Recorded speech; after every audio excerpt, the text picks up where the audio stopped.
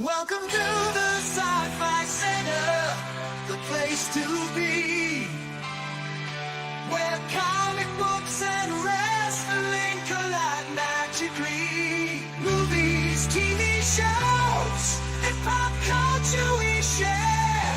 Get ready to rock, we're here to take you there. From superheroes to aliens in outer space, we've got the latest news and reviews in our embrace. Turn on your screen, let the neon lights glow. We'll take you back to the 80s. Let's rock and roll. Sci-Fi Center, where the legends come alive. Get ready to geek out, let your imagination fly. We're diving into the past with a touch of modern flair. Sci-Fi Center, the ultimate pop culture lair.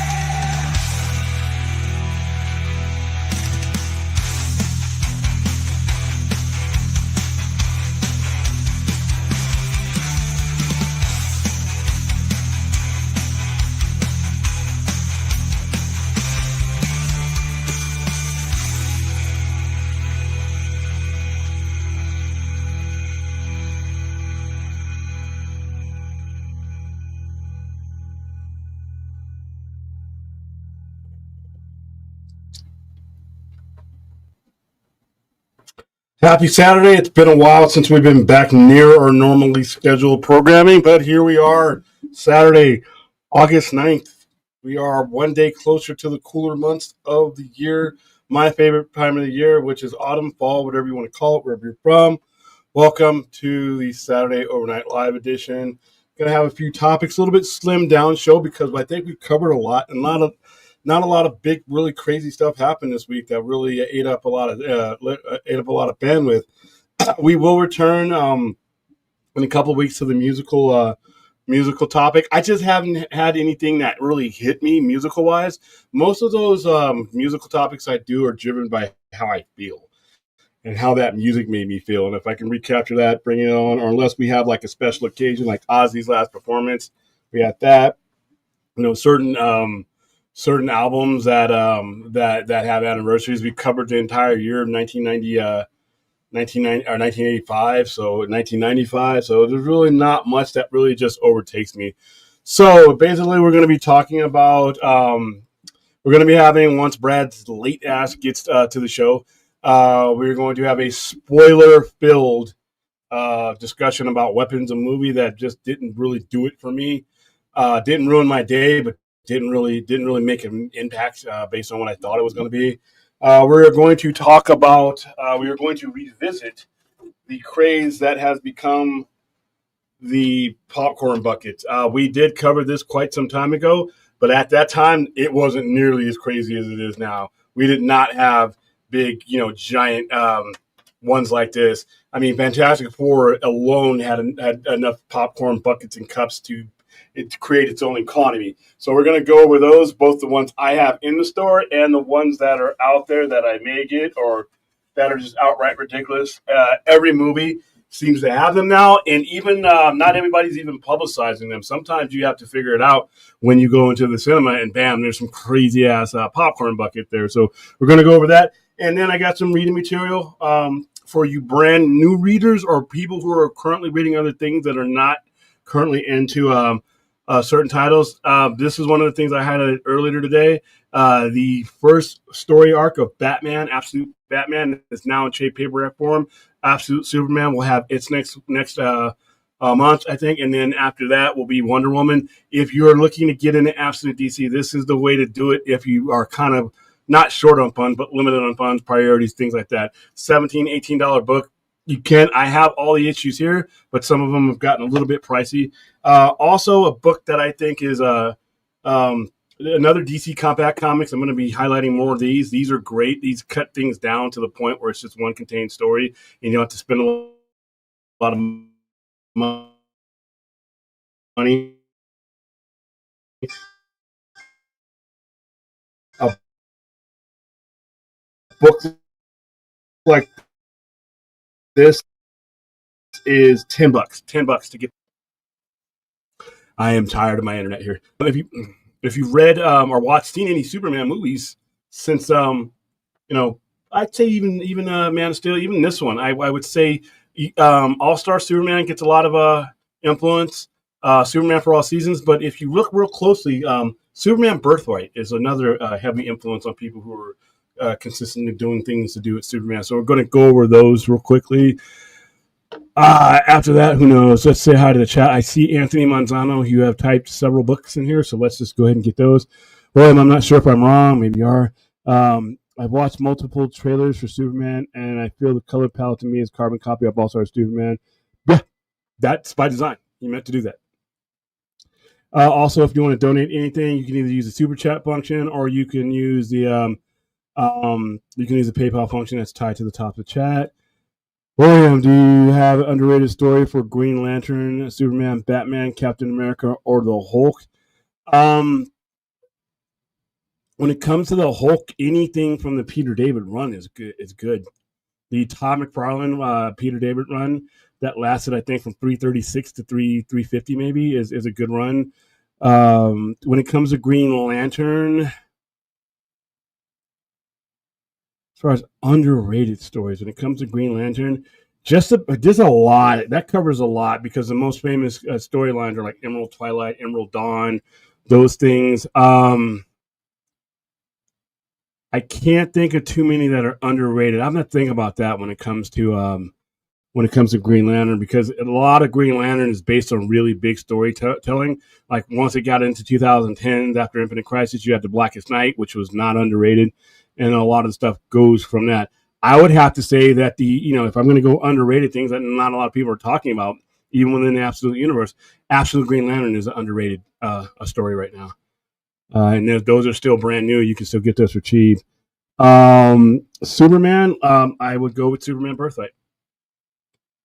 Superman Birthright, I think, is underrated a story. Even though a lot of people read it and use it as influence, I still think it doesn't get talked about as much as it really needs to. Captain America, when you say underrated when it comes to Captain America, that's really tough because you're talking about all the ones you listed are mainline titles that characters in them stories by default are not. It's hard to overrate them, but I would go with Captain America 332, which is a storyline where he gave up being Captain America. A lot of it has been covered and pseudo covered in Falcon and Winter Soldier, and anything with John Walker in it. But there's a hidden story behind there. At issues 332 all the way to 350, that's an underrated storyline. That's back when they did long-term storylines where not everything needed to be contained with 3 or 4 issues. So those are my answers there. Anthony Lozano, again, to me, Robin doesn't really make sense in the Batman universe because Bruce has only been in Cape. Well, that too, and I don't think the big, colorful bird boy wonder fits there anyway. My predictions for the villains of Batman are the Court of Owls and either Argus or Checkmate. Well, I don't think Argus or Checkmate, even though those are possibilities. I would heavily, I would agree with you on Court of Owls. How you doing, Ray? What's going on? William, Fantastic Four POVD date is late to September. Why does Disney have a longer theatrical run than WB? Because they can afford to. They can afford to. WB probably really wants to put that. If it weren't for Peacemaker releasing the week of the 25th that they're putting this out, I think WB would have put it out there sooner. But once again, like I always say, WB is a studio entertainment company. Everything that they make, they sell, or everything about them. That is what they do. They are a studio. They are a studio. There are no real, their main source of income are their movies and their TV shows. And then from the derivative of that are their streaming services and their cable companies or cable networks. But the heart of their income are these movies. So whenever they make a movie, most movies are made with investors, everything else. Not too many times do you see a company just shell out their own money. They get other people involved. That money needs to come back sooner or later so that money can be redistributed and back to the people, and then those people can refinance you for other projects. With Disney, it's not the case. Disney is their main source of income is their parks. $38 billion a year annually in park revenue and then merchandise. Now the IPs that they use to make money or make their movies do make them money, but without the park services, without the park income, it's not it's that's where they make their money. They can afford to keep a movie in a cinema longer simply because that's not their own. Not only is that not their only main revenue system, that's not even close to being their primary one. So that's money that they can do without a little bit longer than the studio, whose primary income is the entertainment that they've made.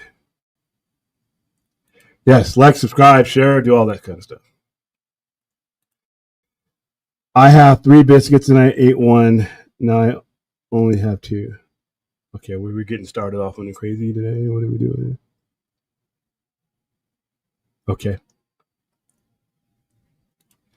My dog looks like about the box. Looks like about the box me for one of those biscuits. All right. How you doing, Music Man?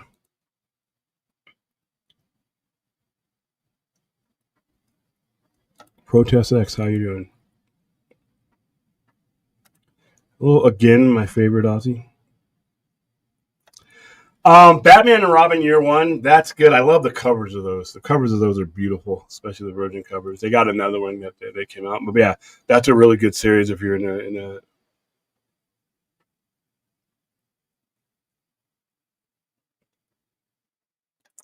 I'm buzzing in. What a little bit more specific? Buzzing in. I know the stream froze. I saw that. What do you mean? Hold on for a second.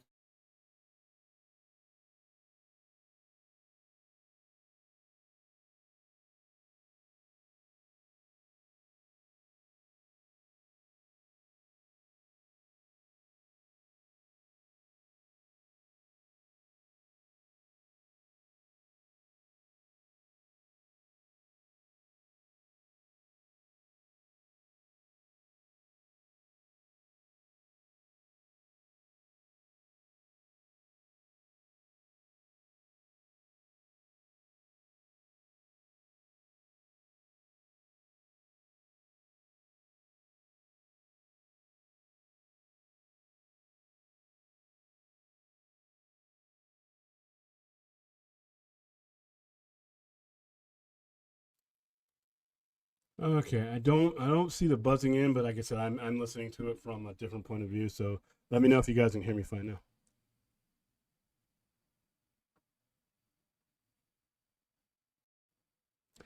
Yeah, and I'm gonna take some more time. It's on its what, 5th issue now, and it's a pretty deep, intense story. I am going to cover that individually, probably next week if I get the chance. All the lower half of the absolute titles, like the Green Lantern, Martian Manhunter, and Flash, are ones that have not. The Trinity has taken the spotlight, and rightfully so. Hold on for a second. I just want to make sure that I'm.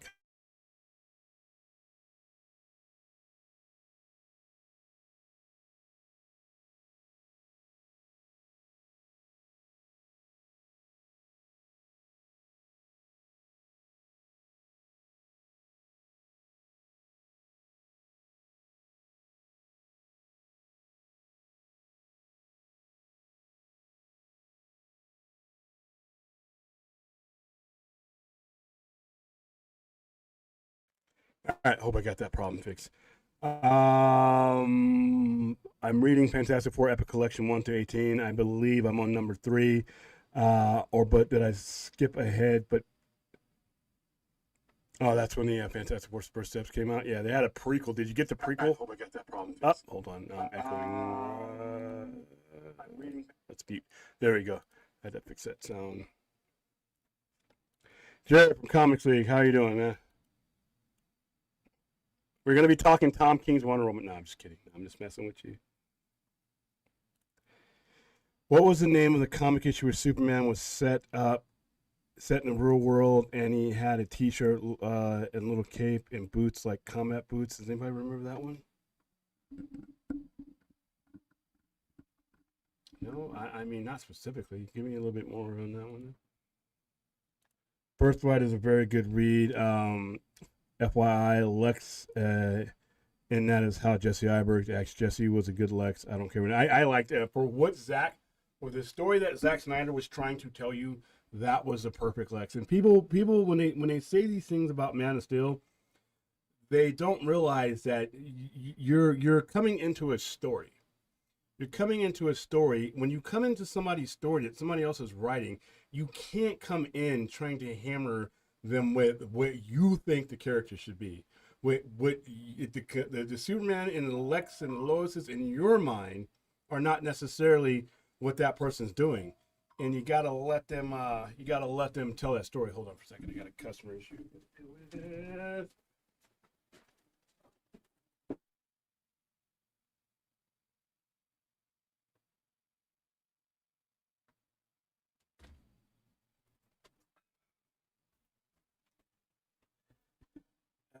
I think I might take you up on that. I just got your message. Right. Give me a second here. Instagram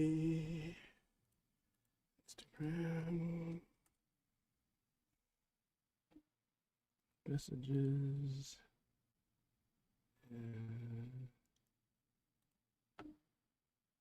Yeah, Jared, go ahead and check your messages, dude. I don't know. Buy some time for co-host to get his happy ass in here. Yeah, but yeah, when you're telling a story, when you're coming into someone else's story, I wish people would be more open-minded about letting that person get to the points they need to get to, instead of saying, well, this guy's not the way. No, and or basing it on your cartoon or your TV show or some other movie. Those are all fine. That person who did all those things did what they needed to do to tell their story that they were telling at any given time. Now let this new guy or whoever is doing it. So, Kingdom of Nerds, how are you doing? Nice to get you here on the live.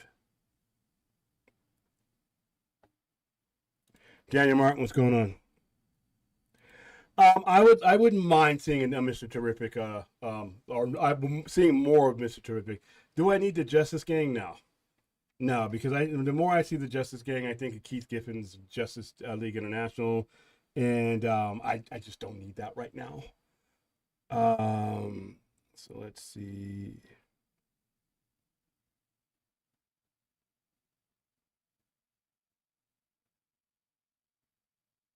Yeah, I just sold my facsimile because guess what? Yesterday, I didn't go over this because I wasn't really on our show. Was the anniversary of Fantastic Four being released. 1961, August 8th was when Fantastic Four hit the shelves. So that was the modern era of comics beginning, as far as where we left off after comics had really decreased in sales and popularity after the war. And then a whole new era of comics came out in the Silver Age, where you had Fantastic Four, you had different versions of Superman, you had you had you had a comic book atmosphere that mirrored what those years of the '60s were, and that was the last. That was the last of the innocence right there. That was the last time that we would be in a post-assassination, with Kennedy, Vietnam, the Civil Rights struggle. Right between 1960 and 1960, I think 3 was probably that window of color and happiness where the Fantastic Four came about, Spider-Man, a lot of these things. Even though the people who were writing those comics, the people who were doing those comics were very conscious of those issues, those social issues, they were never going to get the editorial leeway to tell those stories until people saw them on their TVs. You weren't going to be able to tell a civil rights story overtly until you saw the civil rights struggle play out on screen. You weren't going to be able to tell a government conspiracy story until the Kennedy assassination, and then later on Watergate. So as these things unfolded out in the public, they became more acceptable for Stan Lee, Kirby, all these guys to start telling those stories in the actual comic books that they wanted to create those characters for. Let's see. I wouldn't mind, like I said, I would not mind seeing Mr. Terrific. All right, so since we're talking comics and geek stuff, let's bring in Tom King's favorite. I mean, this guy right now, I think I think I saw on his Twitter, he has the entire run issues of Tom King's Wonder Woman tattooed on his stomach. Like where Tupac has Thug Life, he has Tom King Life. That's Jared. Why you gotta put that on me? What's up? I don't want to be associated with that. What are you doing, dude? Man, you're Your disdain for his Wonder Woman, at least, is the same that I have for Keith Giffen's Justice League. Yeah. And I love Keith Giffen, though. I love Keith Giffen to the point where I think he's maybe, if I had a top 10 of most important people in comics, Keith Giffen is in that top 10 Yep. just for what he did with Legion alone. Yeah, but it's like, see, I started off, I was a fan of Tom King. It's just like, as soon as I started reading his Wonder Woman run, I'm like, oh boy. It's not good, and I No. can't even fight you on that. But No, that's not. it is not.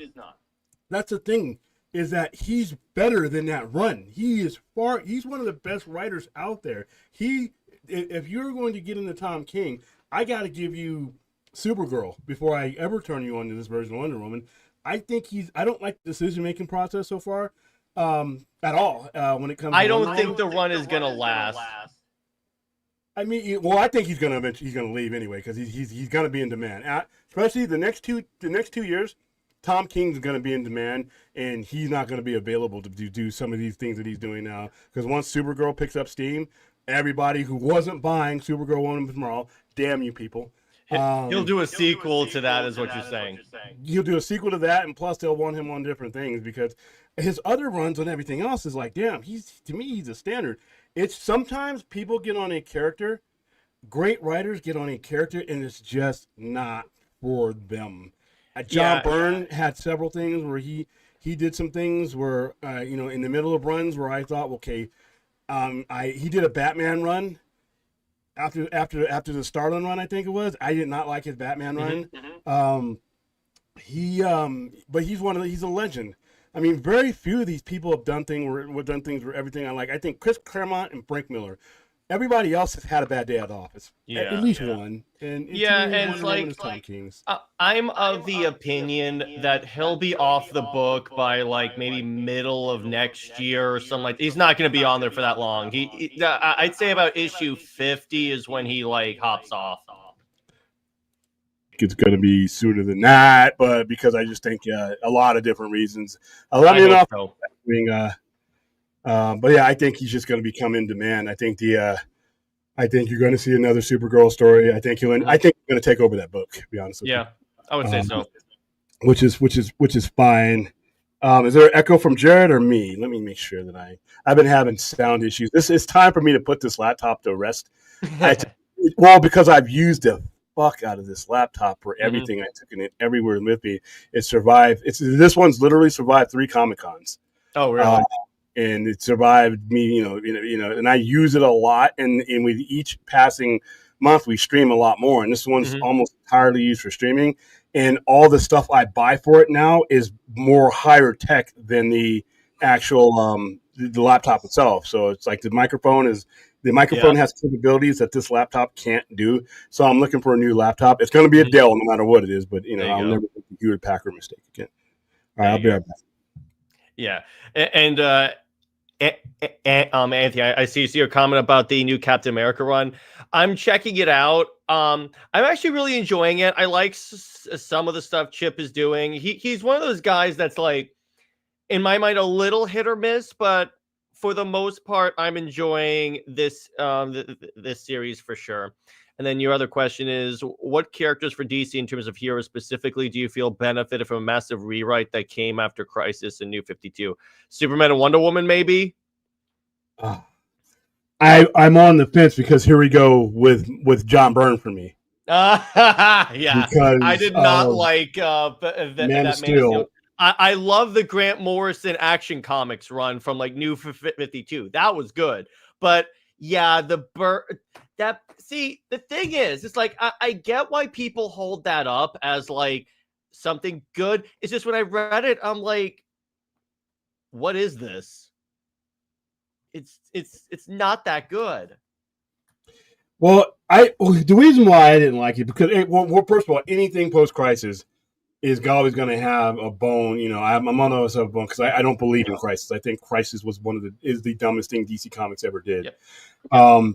2, we just spoke about Legion of Superheroes when it came to what Keith Giffen and Paul Levitz and Al Gordon, everybody that worked on that title did for that title.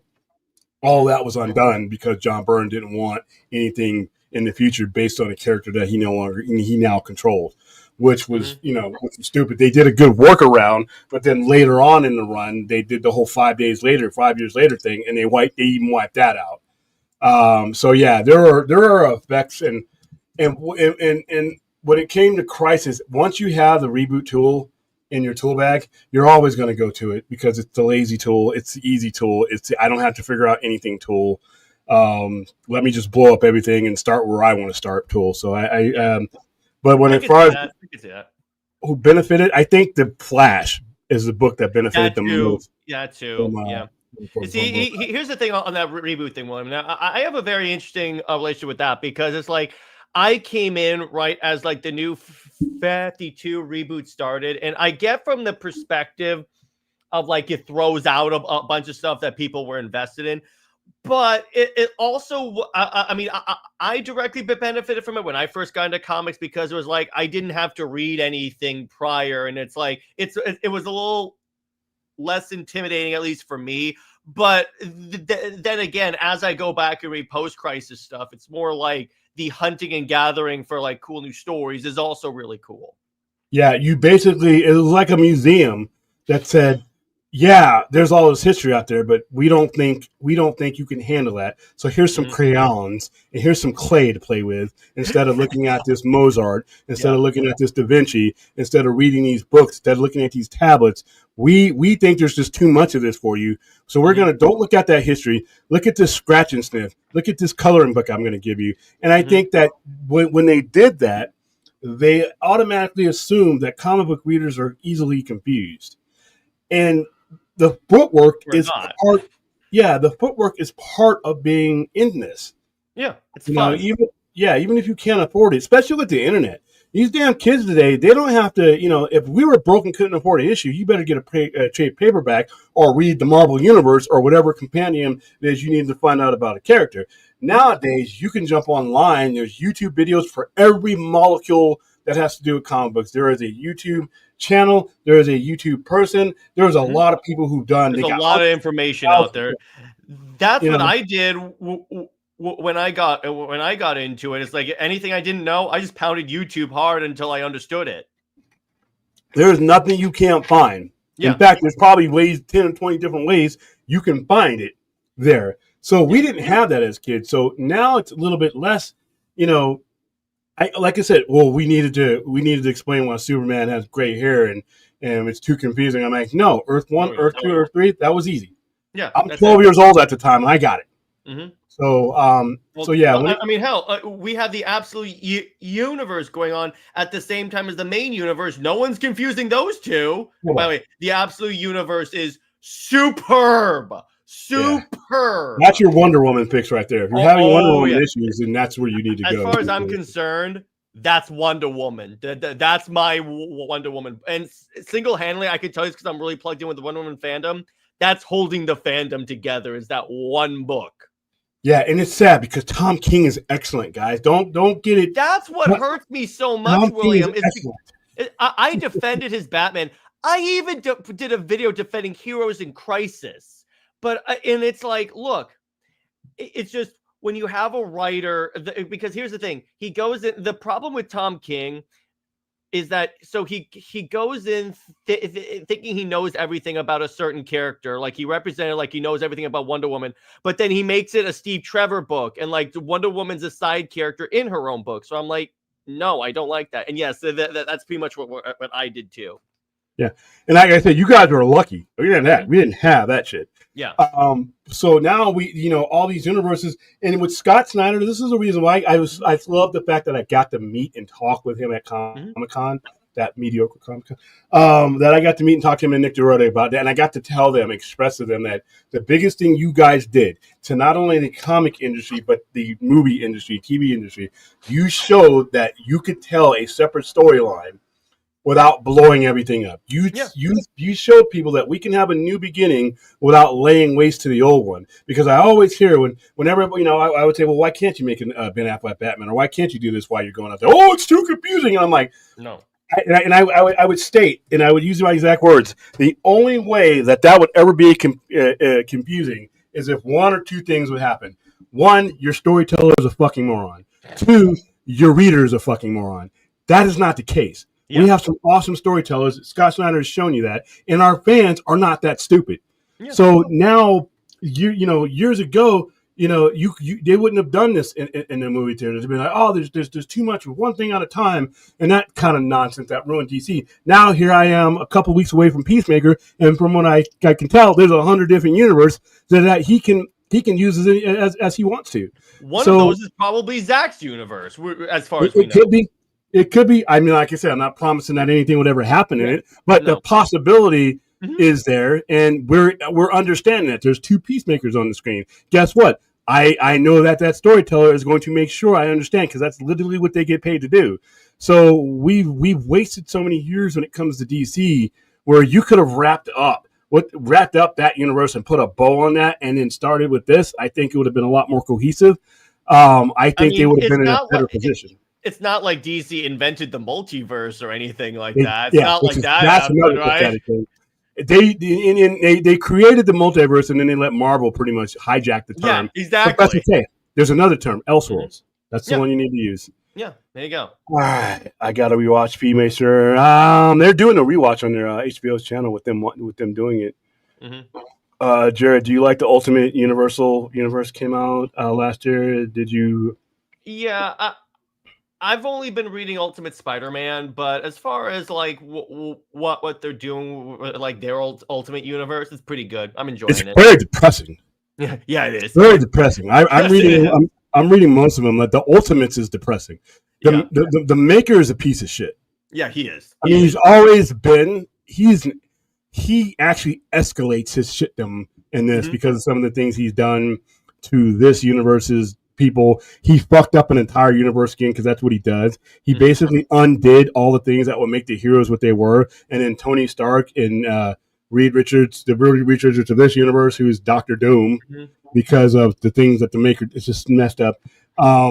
He ends up sabotaging the ship, killing the Fantastic Four. Reed goes into guilt. It's a mess. But what ends up happening is the whole premise is that these characters, like Tony Stark, all the characters said, okay, we know that these things are now supposed to be in this universe. So he engineers Peter Parker getting bit by the spider, and but later in life, but that's how you get the Ultimate Spider-Man you get, and then so on.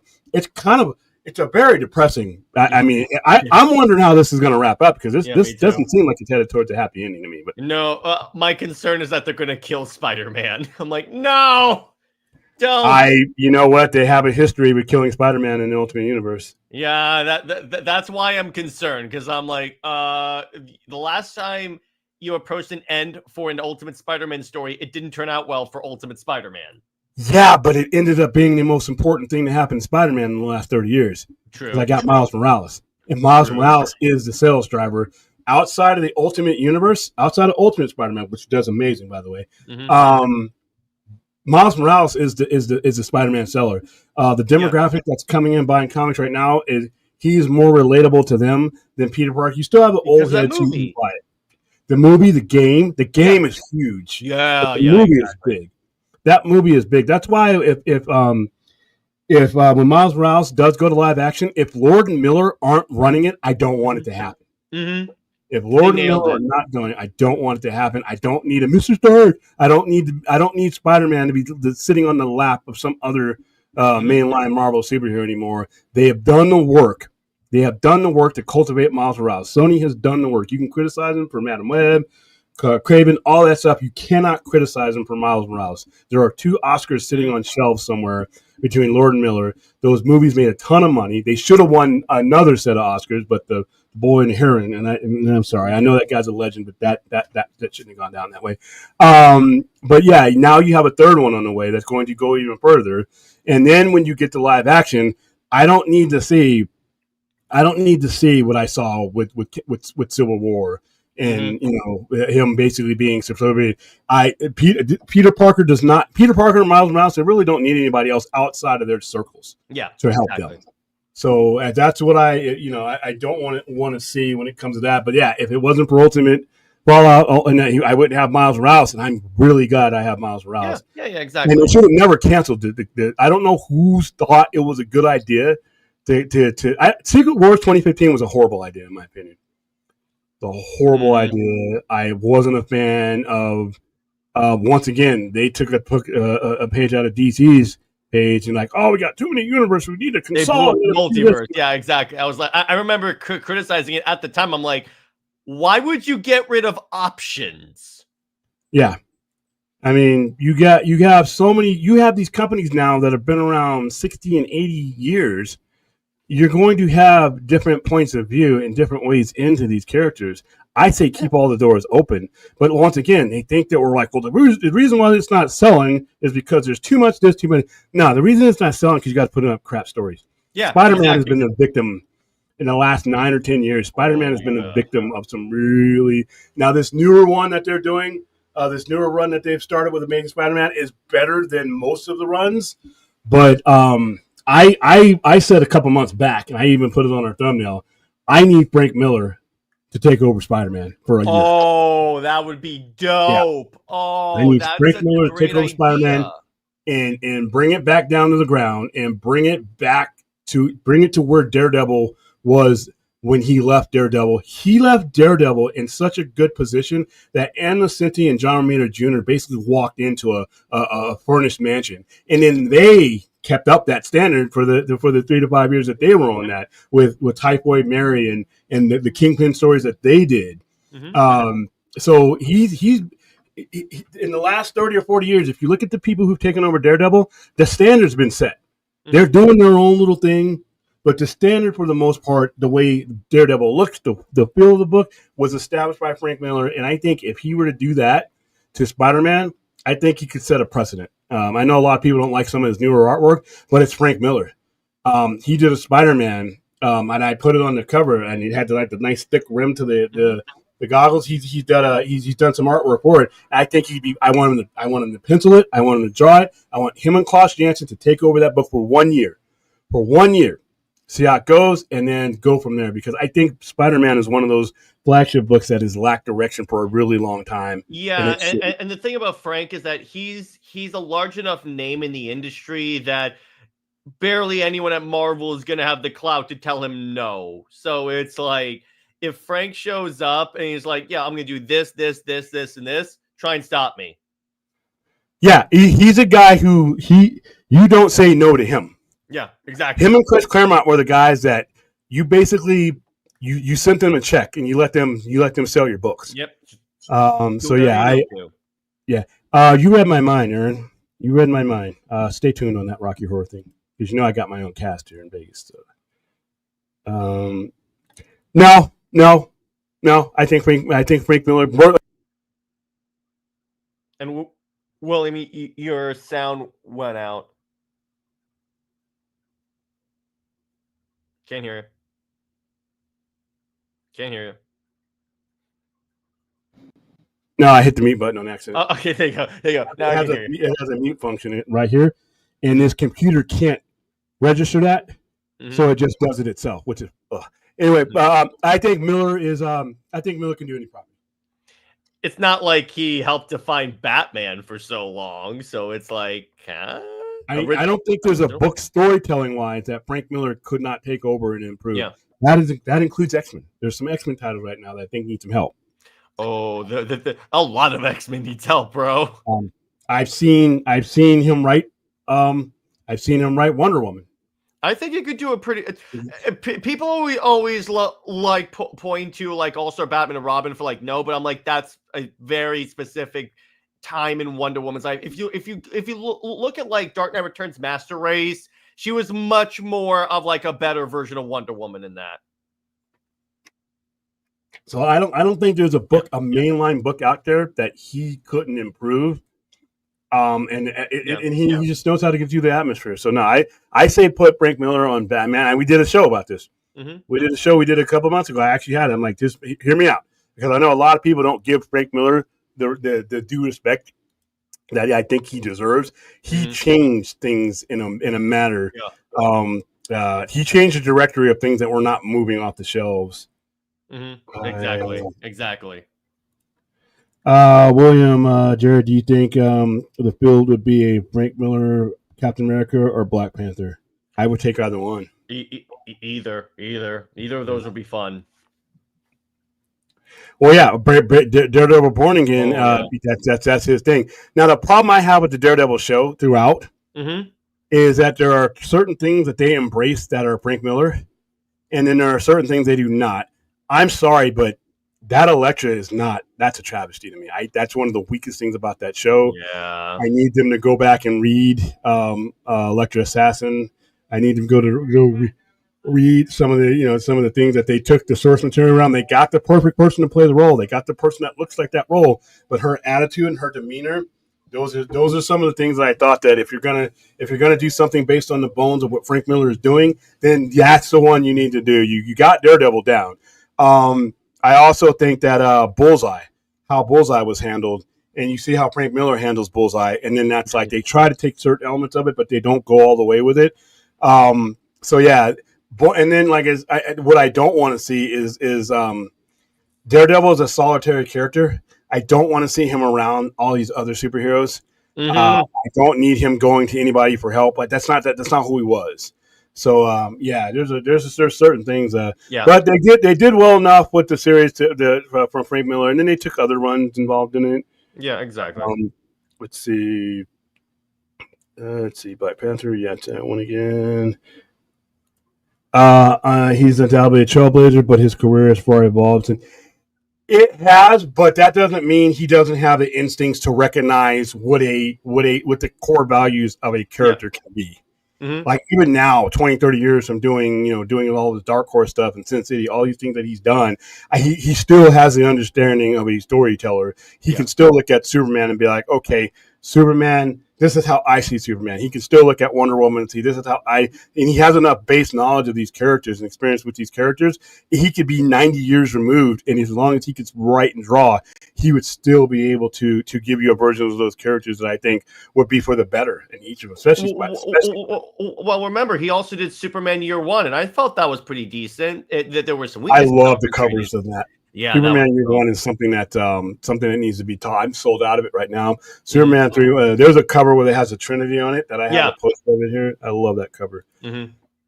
William, why do you think The Dark Knight Returns 2 and 3 never mentioned when it comes to Frank Miller Batman stories? It's always the other Batman stories he's written again, because you're talking about the epitome. Dark Knight Returns, along with Watchmen, is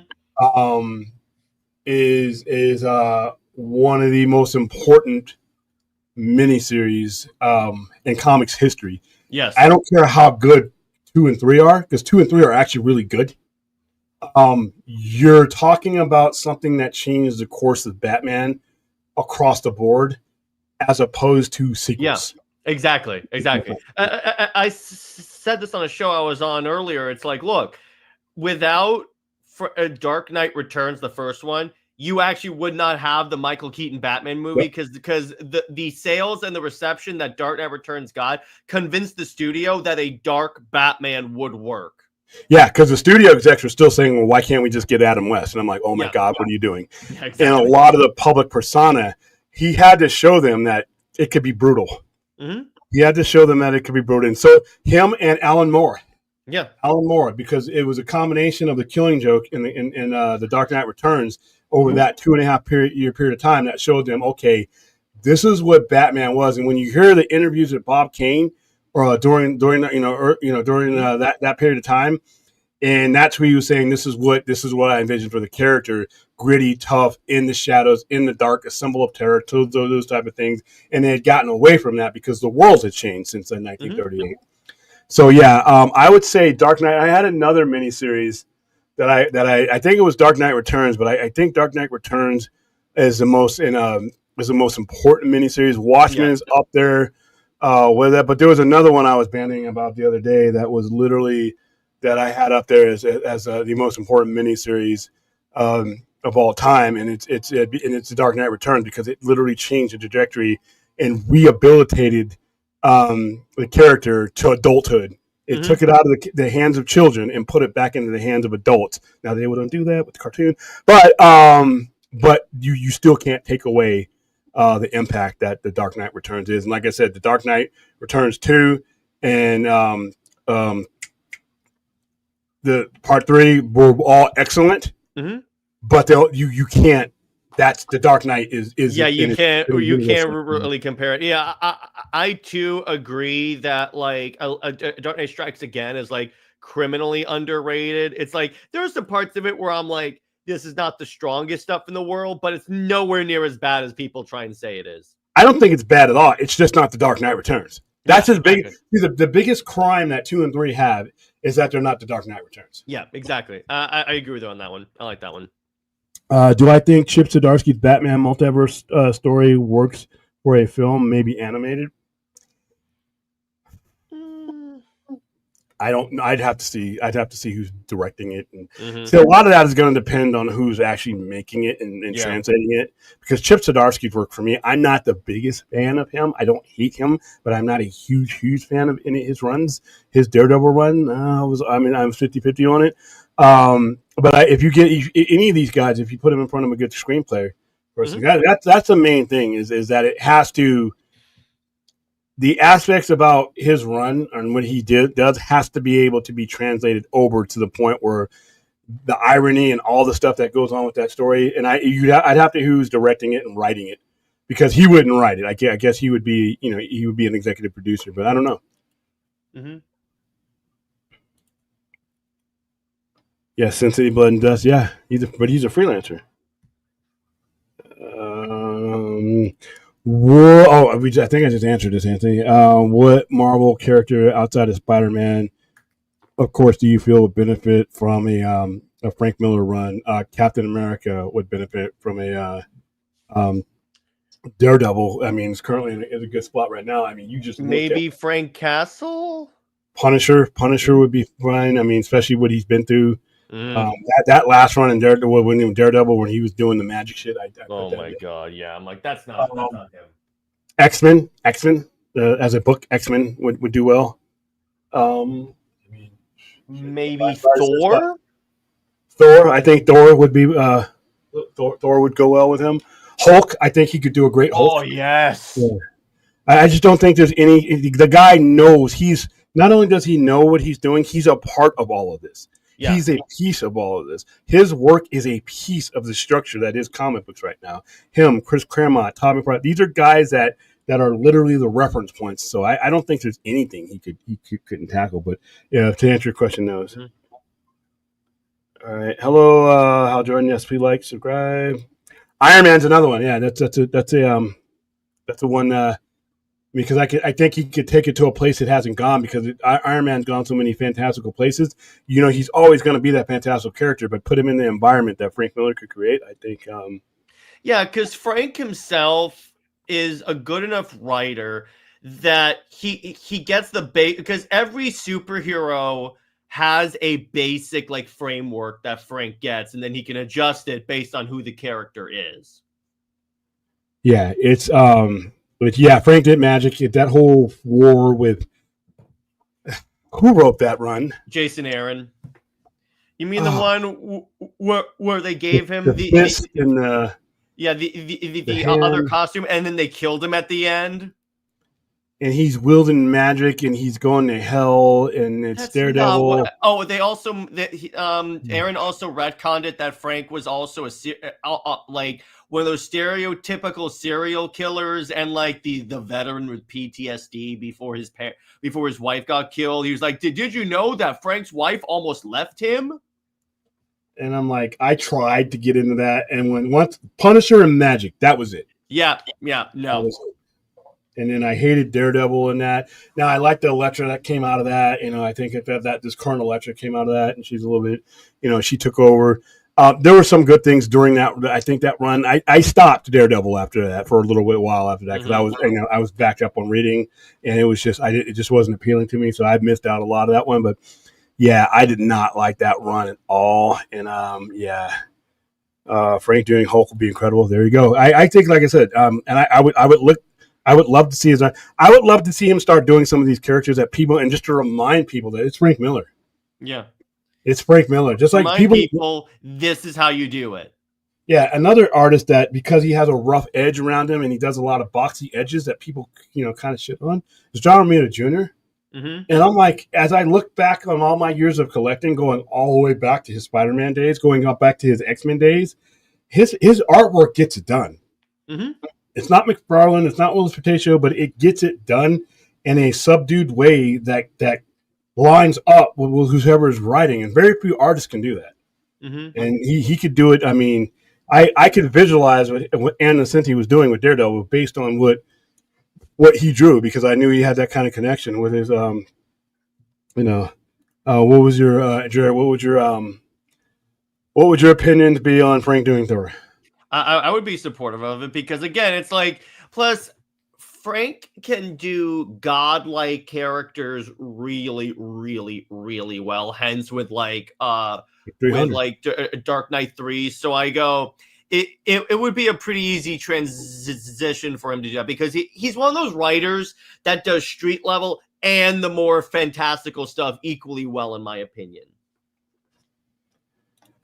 William, is a character like Black Widow Matt Murphy team? You're missing. I'm missing what you retype that thing. Let me get back. Yeah. Frank Miller did not get out of jaw, Joga. Mm-hmm. Some of the stuff he's done looks kind of crazy, but that's because he has nothing. He's just doing it. He's doing his own thing now. Mm-hmm. But that Frank Miller Spider-Man, where can I find that? Hold on, because I use that as a thumbnail and I loved it. Frank Miller Spider-Man. Yeah, he actually did a hardcover of it, and I want to get that in the store. I wonder how much that's going to cost me. I'm going to bring it up here. I have no problems with this version of Spider-Man. I know some people will, but you know what? I have a better appreciation for Frank Miller than some people do. Like this one, right? There was one of them that I thought was perfect that he did. Now that one right there, I like this one. Did it show up on anything? Oh, that's just a Biblio thing. But this one I like. That one right there. That's a Frank Miller cover. That's where he's using his style with Ditko's. Everybody eventually goes back to this. Was the one I liked. This was one of the ones I used. I like that one where he's just hanging like that. This is recent stuff. This one right here, I actually have that cover right there. That's part of it. That's Frank Miller. So hold on. So when Frank Miller can do these things. Let me bring this one up because this one is one of the cooler ones. Let's see. Like that cover right there is great. It's fine. Yeah, I like that one. See that? Oh, probably. Yeah, I mean that's Frank Miller. So I still think I would have to disagree. Frank Miller can still draw. Me too. Superman comic by Frank Miller. That's a story that's the one he could help. Year one. WB has been the best studio this year, and it's not even close. All right. Well, for my taste, it's been Sinners and what else did they do? I mean, Superman, but that's. I mean, I think the Marvel Studios put out the two better comic book movies this year, in my opinion. Me too. Thunderbolts and Fantastic Four. WB's had a good year though. They needed it. Yeah, they definitely needed it. They've had so many bad years that when you're billions in debt, you need to you need to pick it up. All right. So, William, are there any black comic book artists that you wish gets more respect? It's hard to think of a lot of them right now. To be honest with you, more black writers than anything. I'd have to. You caught me off guard with that one. I would like to see Alex Ross do drawings of teenage. I think he's done that.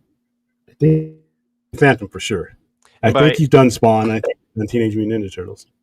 Anthony resent his question about Black Widow. He goes, William, a character like Black Widow, is she more meant to be a team-up character in a comic, or does she do well on her own? She can do well on her own, but she was designed as a support character. Yeah, I agree with you on that one. She was designed to function with S.H.I.E.L.D., Daredevil, Nick Fury, in some cases Spider-Man. But her best stories, in my opinion, come from who she's associated with, because the contrast of whatever organization she's working with, like the contrast between her being KGB and all that, and then Captain America.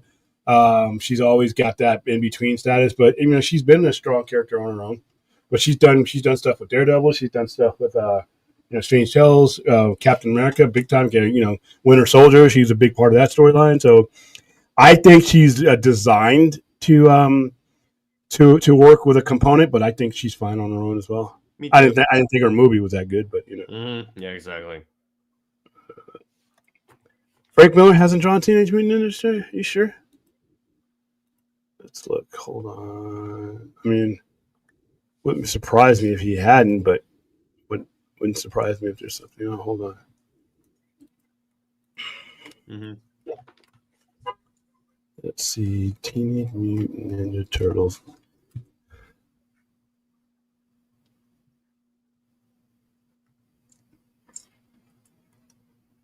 Well, he's done some stuff. I mean, it's Marvel Age covers and things like that. I know he has done some stuff because I know he did one as a collaboration with Eastman and Laird, because the whole thing was based on his characters in Daredevil, Foot Clan, all that stuff. I think Jogo was referring to Alex Ross, because that's who Aaron was asking about, if Alex Ross ever did TMNT. Oh, I'm sorry. Okay, gotcha. Oh, I'm sorry. Yeah, you're right. Mm-hmm. I thought you were talking Frank Miller. I'm like, no, he's definitely Yeah. I was about to say, I'm pretty sure he has. Yeah, that's a big deal because of the influences. Sorry about that. All right, okie dokie. Looks like Brad is really behind. So why he's coming along since we've already started on this. All right, guys, this is going to cover one of my thumbnail titles. Oops, I almost knocked over my other thumbnail title because it's so big and beautiful. Look at it. It's so big. That looks so cool. Yeah. Like I said, I had to put a not for sale sign on it today because it almost walked out here. Mm-hmm. It doesn't matter if you come in here right now and this is your first day of collecting comics. As long as you have a basic understanding of what Batman is, Absolute Batman is going to be enough of a contrast for you. It may be even the best starting point for you to come back to this other stuff. I could start you on this if you never picked up a Batman comic. Same thing for Wonder Woman. Exact same thing for Wonder Woman. Right. So we have, I think it's the first 6 issues. Mm-hmm. 1, 2, 3, 4, 5. Yeah, first 7 issues. Mm-hmm. First 7 issues of Absolute Batman. Now, because of reprints and reissues, the prices are relatively cheap. I've seen Absolute Batman #1 for $50. That's kind of crazy. But even then, there's a 7th printing. In fact, right now on my shelf, I have a 7th printing of Absolute Batman #1 that you could get, and for storyline purposes, you'd be just fine. However, if you just want to, you want to get the most bang for your buck, this just came out. Mm-hmm. And there's, after they finish their initial story arcs, they will all have these. This is perfect for you. You need nothing else. Yeah. You need nothing else. If you're coming back into Batman and you want a story that you just didn't like where Batman was going and you left it and you're coming back, this is your welcome home story. Collected. And it's $18. $17.99. That's cheap. If you do all the comics and put them all together, you're it's like half the price. So even if those comics had gone up in value, this does it for you. Now, would I rather you buy the comics? Sure, but I want you in first. I want you in the house before I start showing you around the house. And this story it's beautiful. It's the best Batman I've read. Mm-hmm. I've read since 1986, 1988. It really is. Like, oh my God, it's so good. It's put together. It's put together. It's a good, quick read. The one problem I have with the Absolute Universe is that they're very quick reads. Yeah, they are. I buzzed through all of these as they came out, and then I had to wait a month. Mm-hmm.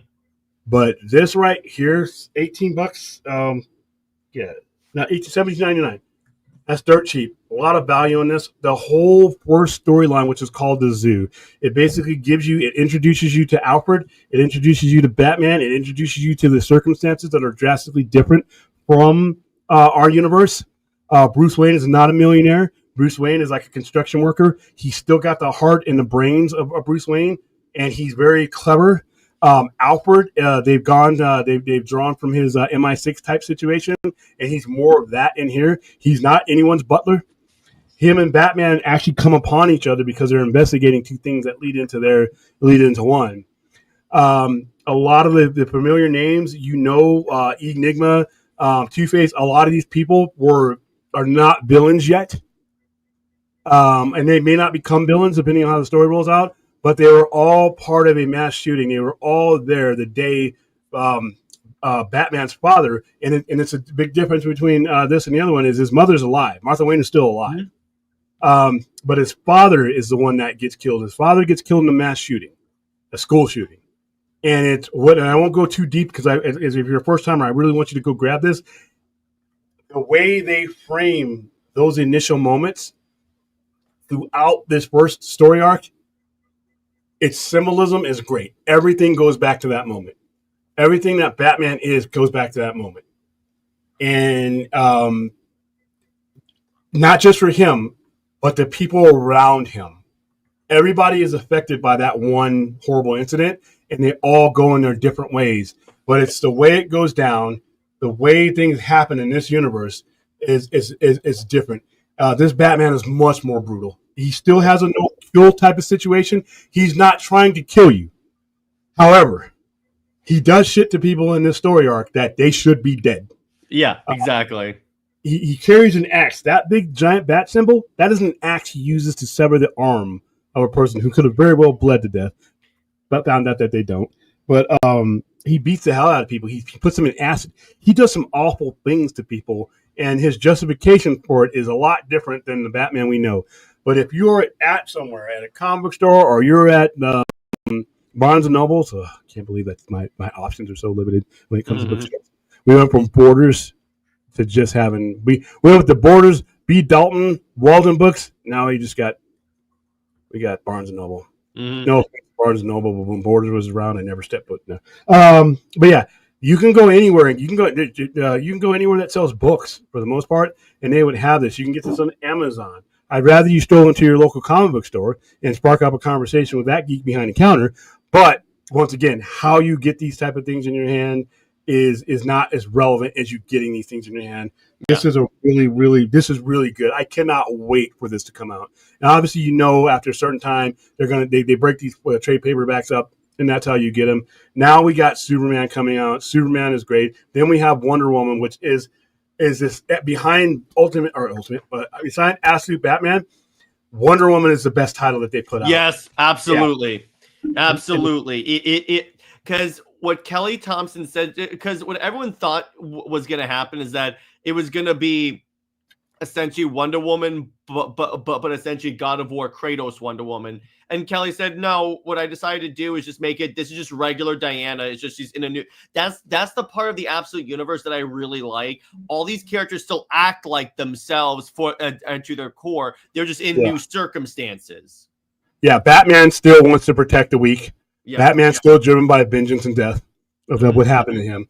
But all the other circumstances are different. The Joker's they're gonna go in depth with him, and some of the gross stuff that happens in there. Ra's al Ghul is a Superman villain here. He is not necessarily a Batman villain, even though they come together. In issue 15 of Wonder Woman, Absolute Wonder Woman, that's when the crossover starts happening. Batman and Wonder Woman are in. They work together in Absolute Wonder Woman number 15. So that's how this is going to start coming together in the second year. It's just, and they're beautifully done. And I have, like I said, I gave you guys a tour of the store a couple months back. You see, I have an Absolute section. It's pretty big. And it has all the covers in there. I have this trade paperback in there. I have all the reprints because I think the reprints are important because they're doing reprints that they're doing short runs on, which adds value to the thing without blowing up the prices of the original ones. So it's to me, it's the most important. And I told him this when I met him and got my I got an Absolute Batman reprint signed.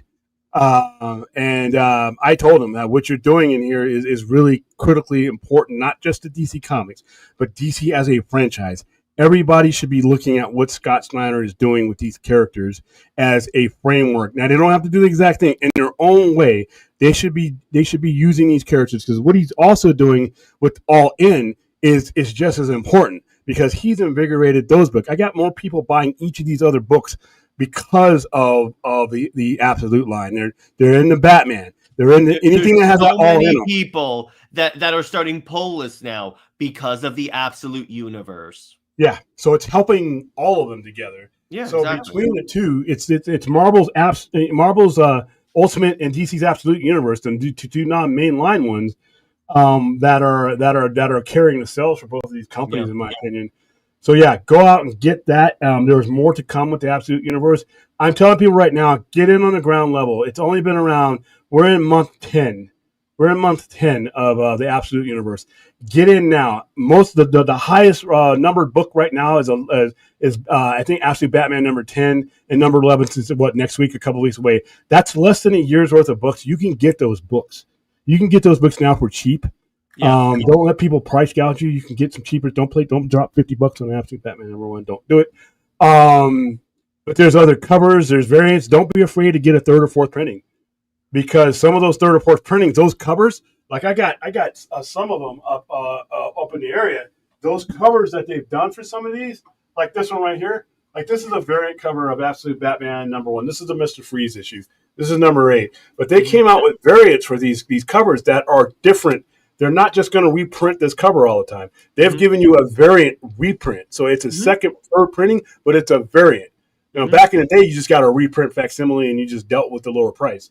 But this right here is a variant, and then like I said, Absolute Flash has one. I mean, it's really breathed life into it. Another one is one of the most underrated Superman stories. I think it gets forgotten by a lot of. It's my favorite Superman origin story of all time.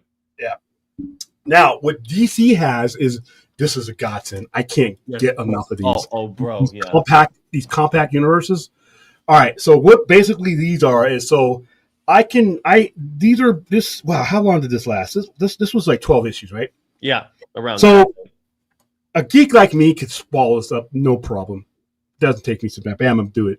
When I'm trying to get somebody else who either is a new collector or they're not necessarily into this, trying to give them a chance, the prospect of giving them something like this, like a Cliff Notes, basically what it is, it's a big deal. These things move for me really well, and I got this one in. And Mark Waid, Leno Francis, Gary Alonman. I've just butchered 2 of your names, but you know, Mark Waid is the most important one in here as far as like him writing Superman.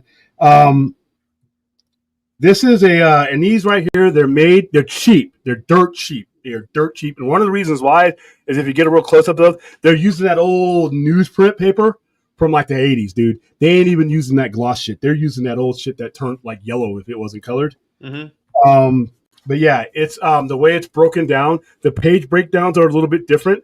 They've cut a lot of fat basically and made these like compact stories that you can read. I had one for Court of Owls. It went.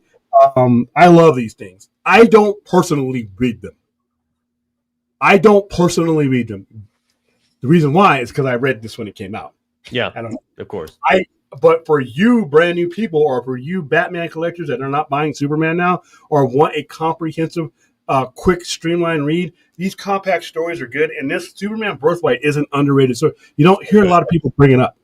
You hear people bring up Man of Steel, Burns, Man of Steel. You hear people bring up All-Star Superman. You hear people bring up Superman for All Seasons. But very rarely in my travels do you hear people bringing up yeah, there you go. There's the actual. So do you have them all? Or is that it? I have this and because I am a subscriber to DC Universe Infinite, I got a paperback cover. Okay. So now look what he has versus what I have. Now turn it sideways. Yeah. So people can see how thick that is. And now that they've basically taken what he has in his hands and they've basically cut it down and put it into something like this that I can put in your hands as a brand new person. Now, that's not to say you couldn't get the original stories in the format. You're not dumb, but it's just so much more convenient. it takes the burden off of the unabbreviated versions of these things, and it just allows you to get in. You don't have to have anything else but this to get into the story. This story is a standalone story that you don't need to know where it came from or where it's going. You only need to know what's going. And that's for any of these DC Compact comics. Yeah. I need to get my hands on more. And it doesn't matter what story it is. It's just people who are sticking their toe into the water and are like, hey, I'm thinking about, what do you think about where's a good place to jump in? Which one's that? That's Catwoman. Yeah, it's the only one I currently have in stock, which I suck, but I'm going to get more in. But these things are just they're great. Yeah, when people start asking you, I want to get into this, but I don't know where to jump in. Now, I have my jumping on points right here. You guys can't see them, but we've done a stream on those. I have my DC Frontiers, stuff like that. DC Frontiers, this is stuff I can give you brand new. You just need to have a basic understanding, and you can go anywhere you want to with this. Superman for all seasons. I sold my All-Star Superman. This is something you can jump into as a brand new leader. Don't need to be completely enthralled. The Dark Knight Returns is a must. If you even mention Batman to me, you mentioned Batman to me, we have to have that out there. And one we've brought up a couple of different times today during our streams is Watchmen, because not only not have to be involved, you don't even have to be involved in comics. This is something I can put into somebody who's never read a comic book but understands what the story is. And it gives you the basic superhero structure where, these aren't connected to the mainline DC universes, but you can see the structure is the same. Alan Moore used Charlton. He used all these characters. Batman, Owl. He used all these characters. Storytelling to storytelling. You could go from this to anything you wanted to. But these are big. These are all 12 issues. I think there's a Watchmen one for this too. So, I would have no problem with you buying any of these. I think you're going to have an easier time with these, and it allows you to jump in. After you do this, guess what? I might even sell you the original issues of these because now you're in. But yeah, these compact comics are a godsend, especially for people who have given up on the mainline characters. For whatever reason. I mean, for you, it could be Wonder Woman. For a while, for me, it was Daredevil. Superman is a tough read right now. It's been a tough read for me up until All In. Batman, I don't know where it's going, but those two things I just had in my hand, that compact book and Absolute Batman, and this is the right time. This is the right time. You got better management involved. You got people within 3 years or less. This will be adapted to either an animated movie series or a full-blown live-action movie. And guess what? We could have Pattinson Batman out there on year 3. We could have DCU Batman, and you could have this Batman. And guess what? Your customers are not fucking morons. Stop asking that stupid-ass question. Well, won't this confuse people? Get the fuck out of here with that. Stop. We're literally reading. We know how to read. We know how to put these stories together. We don't need you to aim a laser at, we will not be confused. Now, what will be the problem is if you start doing multiple stories and they're bad. But if you give me if you were to give me 3 Batman movies and you gave me an Affleck movie of an Academy Award winning director, producer, making a movie, don't think we could go wrong there. You give me Matt Reeves, don't think you can go wrong there. And whatever I get from there. If they're all 3 excellent and distinctly different, like we've done here, it can work. I'm tired. I told him that. And I'm like, dude, Scott, I had like 5 minutes with him. What you said here is you're refuting this stupid shit that we can only have one of these at a time. Yeah, exactly. It's like in the movies, as long as you cast a different actor, I guarantee you people are going to, people knew that Tyler Hoechlin and Henry Cavill weren't the same guy. So, what are you doing here? The stories are different now. Do you want to stagger them? Of course, because you don't want to be cannibalizing your market share. But that doesn't mean you don't do it. But hey, I know I'm an hour into the show, actually an hour 16 minutes into the show, when my built-in alarm clock shows up. Yeah. Sorry, I was finishing the watch party. I was dead tired. I just went and crashed, and then I wake up and say, "Oh shit!" It's like, so. Dude, what are you going to be like when you're like 70 or 80? Dude, I mean, it's going to be like Damn, I'm like, dude, I got this. I did a I mean, watch so party. by the end of the week, it's like I've written tons of articles and I've been coaching all week, so I'm a little bit wiped out. Wow, Okay. pussy. No one's confused at all. Yeah, nobody's confused. Like I said, I hear these people and I laugh at them. It's like they're not going to do two because this guy's doing his. He's got to let him cook. I'm like, now you got a guy cooking in 3 different kitchens. It's probably going to give You you. know what's 3 or annoying 4 me? You know what's really annoying me is all the people that are saying Gunn needs to bring Pattinson into the DCU. Oh, And I wait, go, that's no, banned. no. That's banned. That's banned. That's Interesting. banned. Don't even- Did you see that one comic? I think he had this like on Threads or Blue Sky where he asked or somebody asked him kind of about this and he addressed it. Yeah, I think you saw that. Well, yeah, when the guy said, "Well, you aren't confused." Yeah, why have? Yeah, and exactly. I don't know who thought we were so stupid that we can't discern these things. I don't know. Mm-hmm. Exactly. All right, let's see who jumped in the chat. 36 million to make weapons, and they're 40 million. Oh yeah, it'll get us money. Let's. Did you see weapons? No. Jared. Mm-mm. All right. Well, we're gonna talk weapons right now. Okay. Yeah. Before we do, Dort Knight has a very illuminating comment here. Superman, you're telling me Superman, Man of Steel, and Superman Lois are 2 different characters? I know, right? Oh man, yeah, who'd have thunk it? Yeah, I mean Henry and Tyler. I mean, it's like how could you possibly tell them apart in those suits? I know. Okay, so yeah, it's yeah. So here we're gonna be talking spoilers for weapons. Is I went into weapons with a with high expectations because the only thing that tempered my expectations about weapons was the director. The only movie that I had seen from him was something that was a letdown after most of the movie being good. Then the ending sucked. And I'm just tired of these really good movies not being. It's like when I get on the plane, I want to fucking land and I'll be alive. I don't want you to put it into the ground. I need the flight, the mid-flight, and the peanuts and everything. It's all important. All of it sucks if we die.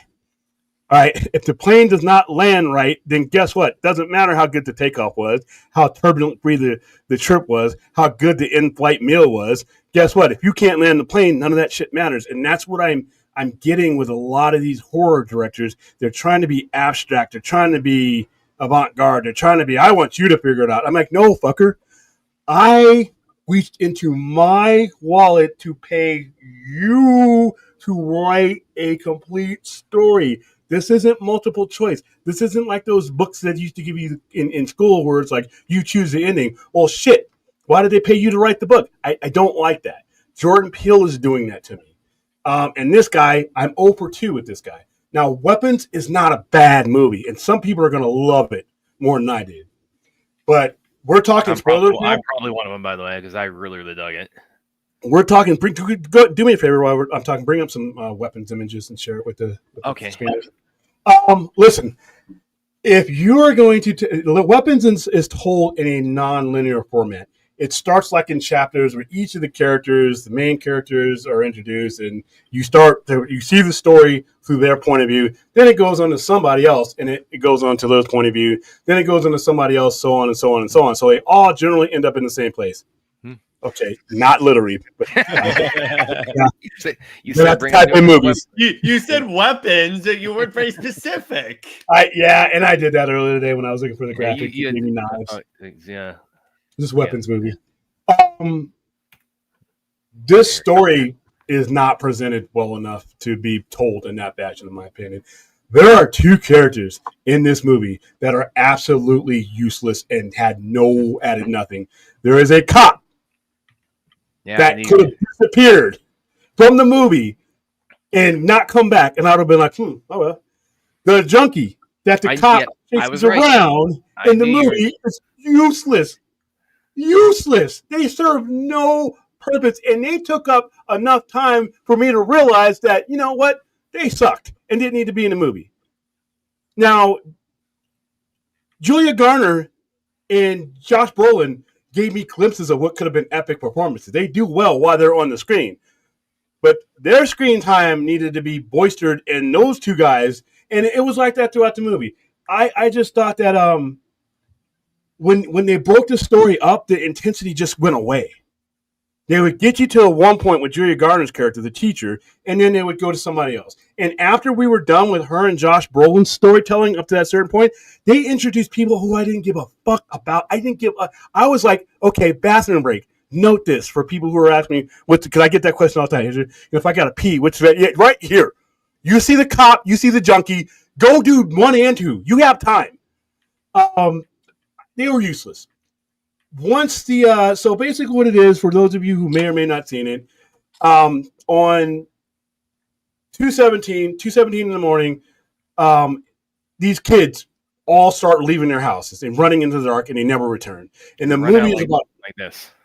Yeah, and then not even what ended up being nothing. The whole posture, which I thought was going to mean something, meant nothing. All right, so they all disappear, and everybody's looking for them. There's only one kid. There's one kid who does not disappear, and then the teacher. And they all come from the same class. All right, you got me. You got me hooked. This is going to be good.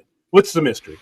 All right, so that ends up happening, and then you basically go through her situation, being flawed and drinking and all that. Then we introduce the useless cop, and then we take it from his point of view. And basically, those two useless characters get consumed into they find the house. It's a kid's house, and he has this weird, creepy grand aunt or whatever the fuck she was. Once she was introduced, I could have left. Once they introduced her, the gig was up. And once she basically rolled out, there was no mystery. There was no fucking mystery once they brought her in. And she starts doing the snapping and shit. I'm like, well, shit, there goes your mystery.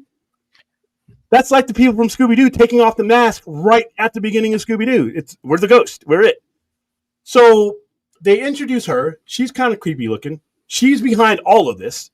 She basically uses black magic to control people. She takes a piece of your whatever, something you own, and then she, like hair or whatever, and she drops it in water, spits on it, all this. And then she snaps it, and then she got you under control. And that's what she did with the kids. She had her grand whatever the fuck he was. She held his parents, her relatives, hostage, turned them into these little stick zombies, and then she basically kind of keeps him in line with that. She you don't want your parents to die, right? I can hurt them. And then one scene where she's stabbing himself in the fork, no blood. Okay, that's fine. All right, so she uses him to go to school and says, I need more to I'm sick. I need more, to get healthy, and that won't be enough or whatever. They never really go into that, and that's another problem. So he goes and while they're playing, takes a piece of an item from each one of these kids and brings it back. That's how she gets the kids. She does the whole snapping thing with the hair, all that, and then she has a bell, and then that's when they all run out. Okay, huge problem. It's this. First of all, and Brad, and let me know if I just missed this. What the fuck does she need those kids for? Yeah, they don't. That's kind of kept, left a little bit vague about like what she's like, what exactly she's doing when she's like turning these people into her puppets. And she keeps the kids in the basement, kind of frozen in this sort of catatonic state, and the same with the kids. And I think it's sort of alluded to because she mentions to the to her nephew, it's like I'm sick. But you can help me get better by going to school and like getting something for all the students and bringing them here. So they don't state it outright, but she's probably like, it's like she's like draining some of like their life force or life essence by keeping them prisoner like that, but it's not stated outright. That's a big deal. And she would have got away with it too, for you meddling kids. So that's a problem. The paces to me was jammed up by that way of telling the story, especially when you could have subtracted those two useless people. Now, once we find out, and then what was the whole thing when Josh Brolin had this old dream and he looks up and he sees the outline of the AR-15 and he sees the 217. I thought that was going to mean something. The term weapons ended up being nothing in this movie. What was a weapon? Yeah, I was about to ask because it's like all the marketing is like, are they kids the weapons or how? I don't understand this. And then the only thing that run was spooky. I'm like, dude, this is good. And then she does it to the teacher, the principal who's in charge of the teacher. who has their whole moment thing was Which kind of she, like which she, what the hell. the other thing too is like she can with her little voodoo stick that she uses, she basically turns people into her puppets. She can either like freeze them catatonically, or she can make them inflict harm on themselves naturally. That's how she coerces her nephew into doing it. She says, "Okay, do what I want, or I'm gonna like make your parents like stab themselves in the face with forks," which is a pretty creepy scene itself. Or she can twist the twig and like send people. She can basically turn people into zombies, like with one like kind of playing her out the stick a little bit. She can turn people, and she does that with the principal. Like she sends him on this rampage. He turns into this, and I kind of got the impression from that, because that happens to some other characters in it too. It reminded me a little bit of Nightcrawler under the mind control agent in the White House at the beginning of X-Men 2. Yeah, because with the kind of the look and on the expression on everybody's face, and they do that, it kind of indicates like they're aware of what they're going through, or what they're being forced to do. Is they're unable to stop themselves from doing that. So they're still cognizant of what's happening. They just can't hold themselves back on when she's invoking her your voodoo stick. So I thought that was a good touch. The idea that this like they're aware of not wanting to do what they're doing, like as they're doing it. Yeah. I felt that this was a cross between Blair Witch Project and It. One of those movies I like. The other one I wish I could have unseen, that became a phenomenon back in 1999. So you do the process of elimination. I thought that this movie had the exact opposite problem of Barbarian. Because of the third act, when she, when the kid reverses the spell, which is fucking hilarious, and all these kids are busting through windows. Yeah, and then she, because she, she could sense when he does it, and she's like, oh shit, I gotta get out of here, and she runs out of the house, and then it sets. So what happens with the principal? When he's kind of sent on his little zombie mission, that happens with all the kids that are held hostage. So they all just rampage out of the house and chase after her. She's running through other neighbors' houses to get to him, and they eventually catch up to her, and they, literally like rip her apart. Like, it reminded me a little bit of like Day of the Dead, when the one guy's screaming and he gets his head ripped off, and his vocal cords are being stretched, so it's getting, he has a very high pitched scream. So her death is very come on, William. Her death definitely delivers on the 3Ds. Yeah, but it was like after I was already out of the movie, I had checked out of this movie. I was like, man, this is some, and I'm like, well, wait a minute. So now the only thing that redeems this for me is, like I said, if there is a Kragerverse and then there's questions asked, like, that's fine. That's fine. I don't mind that. But as a standalone on its own, I need to know that there's more coming. Okay, I can get this. U.S. Gold, AR-15 weapons. All right. I mean, that's a little, for him. Yeah. Is that his next thing that's upcoming? I'm not sure. I like the Blair Witch and It. Okay, It is a class. I don't know what the Blair Witch was.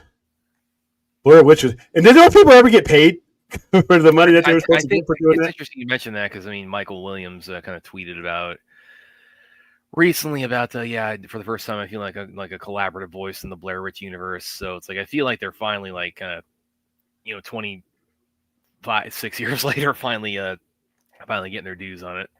Yeah, because that was like a scam. It was like, hey, just hold this camera. I got some free labor. Oh, we're going to publish this and make millions off of it. I'm not a big fan. But then again, like I said, I'm biased because I'm not a big fan of found footage, any found footage. So, and Blair Witch is the godfather of all that madness. That it started that trend, in my opinion. So, but the It part of it was her. She looked like, as soon as I saw her, I'm like, it's Pennywise the Clown, man. Except Pennywise was better, but they introduced a lot of elements to me that they just didn't follow through on. Now, I reserve the right to come back and judge this again if there's a sequel and we get a little bit more of it, of what, where, why. Other than that, I just really felt that this movie wasn't an awful movie by any means. It just, when you show me a trailer for Weapons, when we showed that trailer for the first time when we watched it here on this show, I was all in, man. I was all in. The intensity that trailer delivered. The beginning of this movie is on par with those trailers. It just dissolves, and I think it's because of that non-linear. If you're going to do non-linear storytelling, like I said, I have to care about all the characters. If you're going to break them up and separate them from the body of the movie, then I have to really give a shit about who they are, what they are, why they are. And two of those people, like right off the top, I'm like, you're useless. If there was like a director's cut, I could have cut them out of the movie and ask yourself, do those two individuals mean anything to that movie? No. So yeah, when like I said, when there's whole characters I can leave out of your movie, that's not a good thing. But there were seeds of a good movie there. Julia Garner, I mean, she hasn't sucked in anything I've seen her in. Josh Brolin is Josh Brolin. Yeah.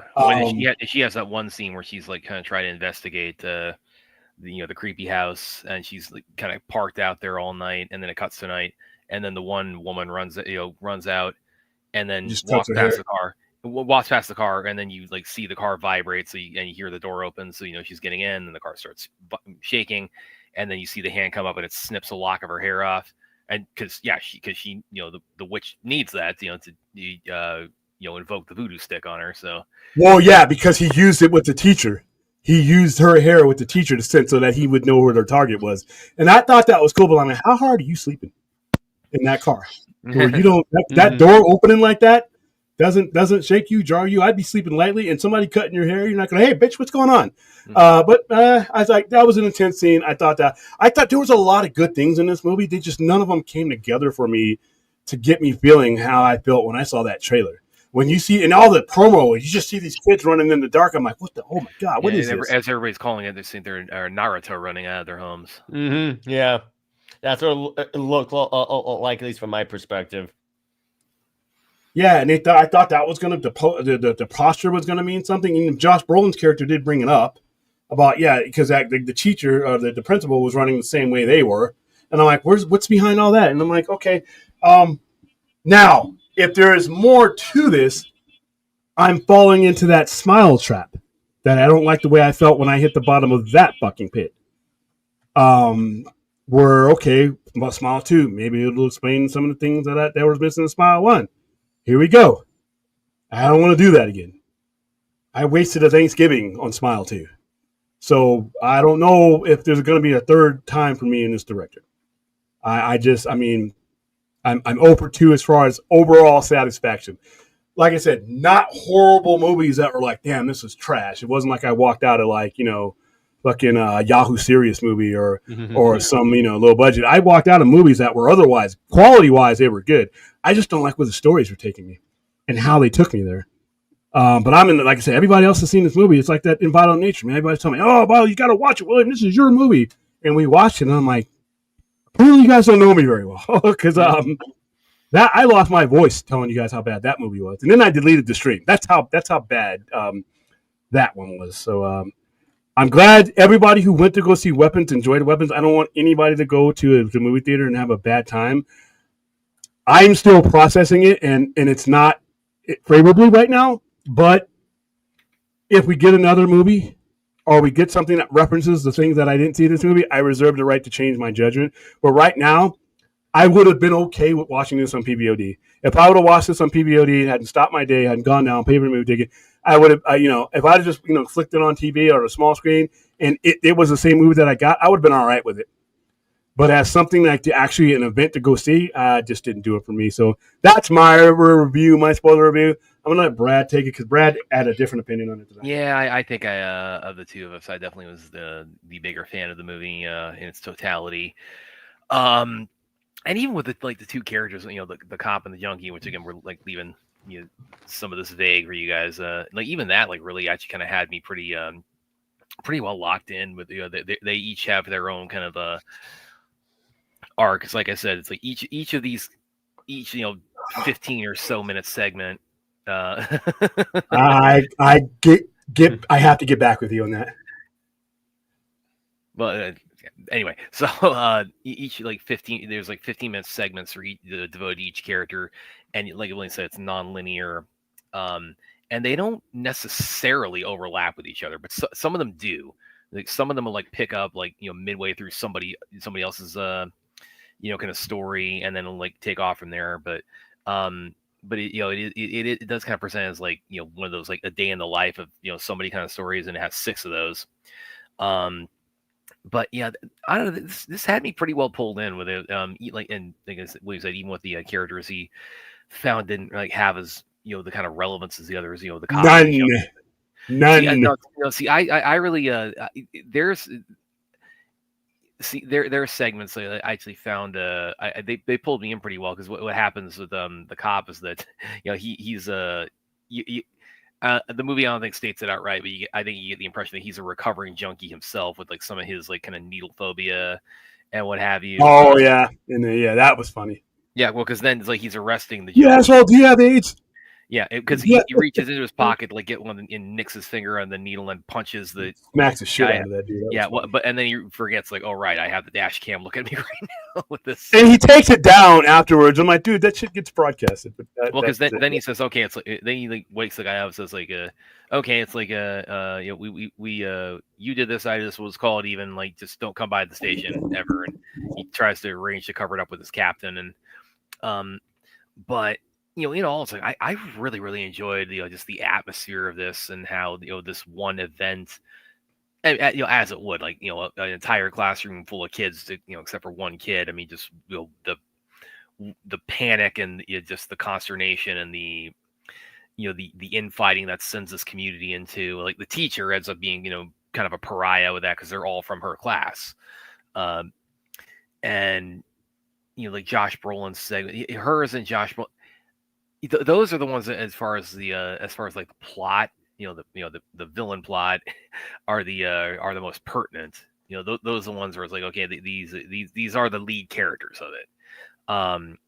But like some of the more tertiary characters that Owen's referring to, is like, I don't know. It's like I didn't find like there's sections of it as disposable. The only one I think I would kind of agree with you somewhat there is the principal. And that's mostly because I feel like it's not even that he's irrelevant. Okay, I'm sorry. Thank you, Brad. 3 characters that were useless. I'm sorry, I miscounted. He could have been maybe a little bit more compartmentalized in it, because you'll see what we'll talk about when you guys see kind of where his story goes.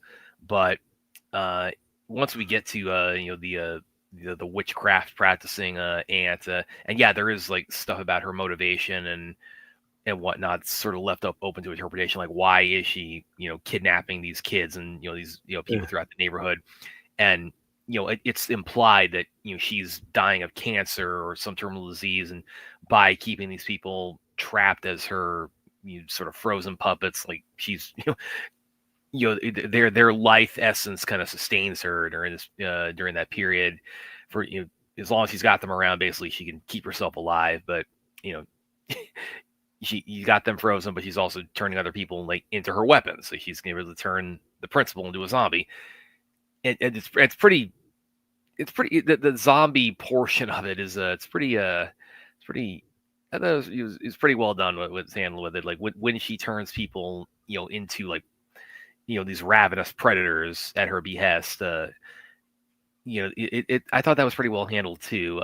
The fork stabbing scene. I don't know what were your thoughts on that one, with the way she threatens her nephew. Says, okay, it's like, don't tell anybody about me or I'm going to hurt your parents. And she says, case in point, snaps the voodoo stick, as I call it. And they're sitting at the dinner table, just kind of, zoned out, and then just pick up the fork and just start stabbing themselves. And she says, okay. And she stops and, all right, I can make it 50 times worse than that if you blow the lid on me. So, with the things like that, like, what were your thoughts on that specifically, Liam? Because I would have, was going to use some more blood to make it like, because that was one of the creepiest scenes in the movie. I thought is again, like it doesn't look like like that vicious or violent when they're just poking themselves with forks, but again, you realize it's like, oh right, these people are just sitting there unable to stop themselves from inflicting pain and injury on themselves. And again, that's where I made the connection. I really get the sense that with all the scenes when people are either frozen catatonic or when they're turned into zombies, I really get the sense that you asked Zach Cregler, I feel like he really was inspired by like X2 with Nightcrawler and with like the mind control stuff and that, and what's revealed in there is like these people, it's like they can see they can understand what they're being forced to do, and they're horrified by it. They just can't stop themselves, and that's what makes it the most horrifying thing of all. It's like they're not under mind control in like the comprehensive sense. But again, they just she hits the the go button on that stick, and they can't stop themselves from what she's forcing them to do. So overall, I really dug it. I really a lot of great atmosphere, a lot of really great jump scares, and it really, I mean, this imagery like here of the kids just like running off. I mean, this run, spreading their arms like that almost evokes. Yeah. Samir has some about that. He says that the kid with the Vietnamese girl when she got napalmed when she's running in the street, that famous picture from Time magazine. I could see that. I don't know if that's what he did, but I could see that.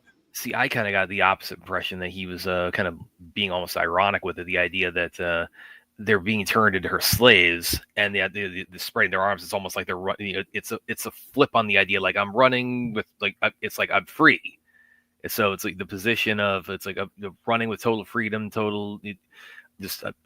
and flipping that on its head. That's kind of the impression I got from like the running style of it. But yeah, overall, I really enjoyed it. And as far as like comparing it to Barbarian, yeah, I think this has the better ending compared to Barbarian. Yeah, well, that's well, because I mean, the shit really hits the fan in the end.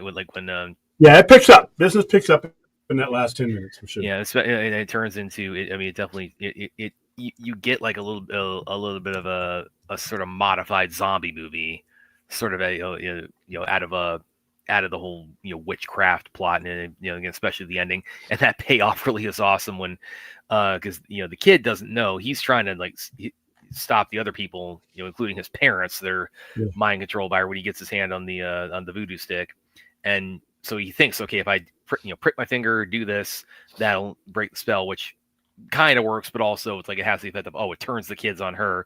And that again, that final chase is a really well. Well, because he hated her, he had begun to hate her, and the spell took on. Who wouldn't?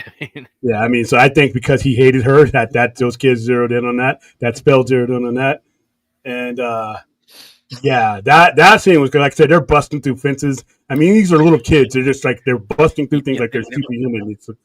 Yeah, well, it's the way it starts out. I kind of got at first. I got the impression like they're running out, they're sprinting out. They're like, oh, we're free now. We can run home and get out of this trap. And then you realize like, oh, they're still kind of under the spell. It's just that now they've been redirected to a new target. And yeah, she like runs through other people's houses. And they just smash through doors and windows. The one with the girl, when you the POV is of the girl. And you see the old lady running, and you see her take a shortcut. You're following that girl, and she goes right through that window and just is zeroed in on her. I'm like, that part, the way that was shot. Like I said, there's a lot of good stuff about this movie. It's just none of it I could put together to a movie that I would have actually gone to the movies and seen. That's all. Well, so now because I've seen some commentary about this, do you get the impression that there is like this and Barbarian are like part of forming like a Kragerverse, or these are part of like the same continuity, or there's some kind of I didn't see it, but I would believe it if you told me. I would actually feel better about those two movies if there was a third movie out there that might put it all together, because Barbarian just makes me mad thinking about it. That ending really pisses me off, and then this movie is just kind of like it's all over the place. So, and there's a lot of things that need to be, they don't need to be laid out for me like a 4-year-old, but they just need to make sense. And there's too much about this movie that's just left up to the imagination, and more so than these type of movies. And it's horror. And plus, I'm old school horror. I come from the school where you tell me what the fuck is going on. I don't guess about shit. I don't hang out at the coffee shop trying to figure out the ending that you were supposed to give me. I'm not about that. And I know that's a way of making films and horror films today that a lot of people are into. I'm not. I come to the movie, I want to see who's doing the killing. I want to see the killing. I want to see the killing stop, the killer stop. That's it. If there's a mystery, I want it solved. I don't want, if I come into a mystery movie and I leave without the mystery being solved, that's like me going to get food, not getting anything, and walking out hungry. That's not what I'm there for. So I'm old school when it comes to the horror movie structures. Now we're doing this new thing where they want you to use your imagination. And I'm like, well, fuck. I paid you to use my imagination. Wait, that sounds like robbery to me. So I'm different, but I understand that this movie is going to do well. A lot of people love it. Sorry, You guys. well, yeah, it's Again, I think William and I are kind of of two minds because on this one because some of the things that leads up to interpretation, I was kind of okay with this because and a lot of that is due to like how effective it is with the atmosphere and with the scares and with again the zombie stuff with it. So yeah, I really enjoyed it. So I was I wasn't as over the moon about Barbarian as a lot of people, but I think this is for Zach Kreger as a horror director. I think he's improved upon what he did in Barbarian. So that's a low bar for me, but yeah, there's people who love Barbarian, and like I said, I'm getting to the point where both of these movies were quality movies. I'm not saying that they were trash, but I'm getting to that Jordan Peele point where it's like, dude, I need an ending to these. I need the ending to be as good as the other 90% of the movie. Yeah, I can't have you destroying the movie. That ending, I hate that ending.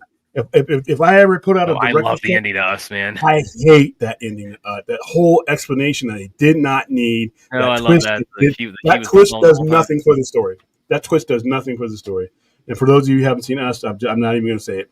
But that movie could have ended at a certain point. It would have been grand. It's like Pink Cloverfield Lane.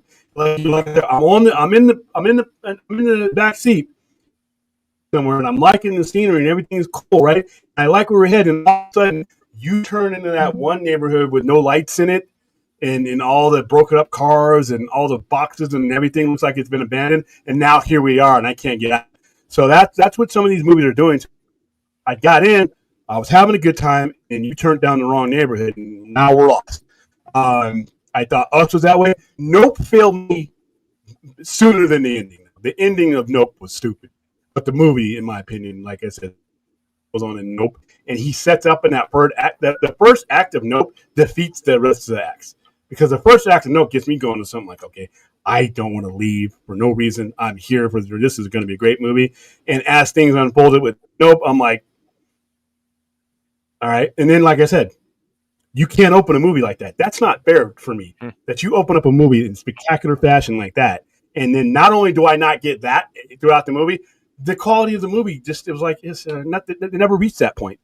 It never reached that point. And all my CGI professors that glared down the babies in Flash and every molecule of everything, every special effect, that shit in Nope, what was that? With the tortilla eating the people, and all the people were like, oh my God. Oh my dude, this is some Sid and Marty Krofft shit.